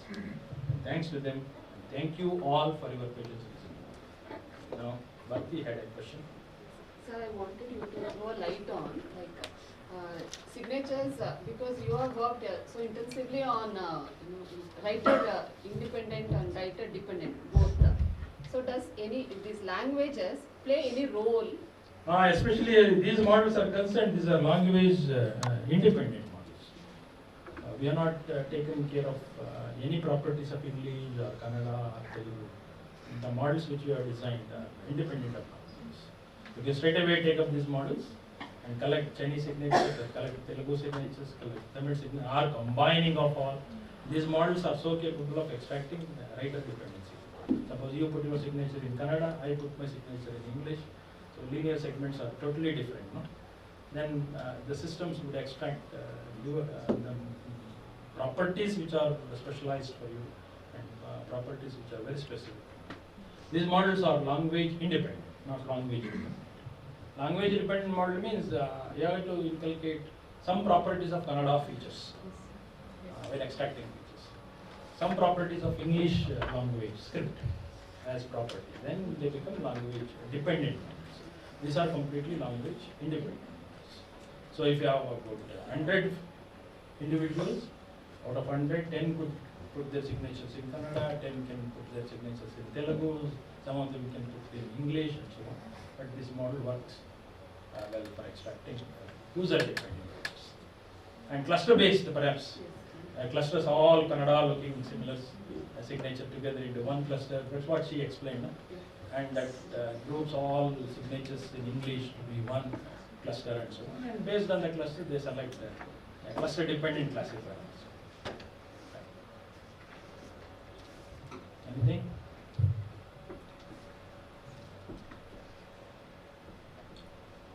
No more questions? Thank you one and all. Thank you very much.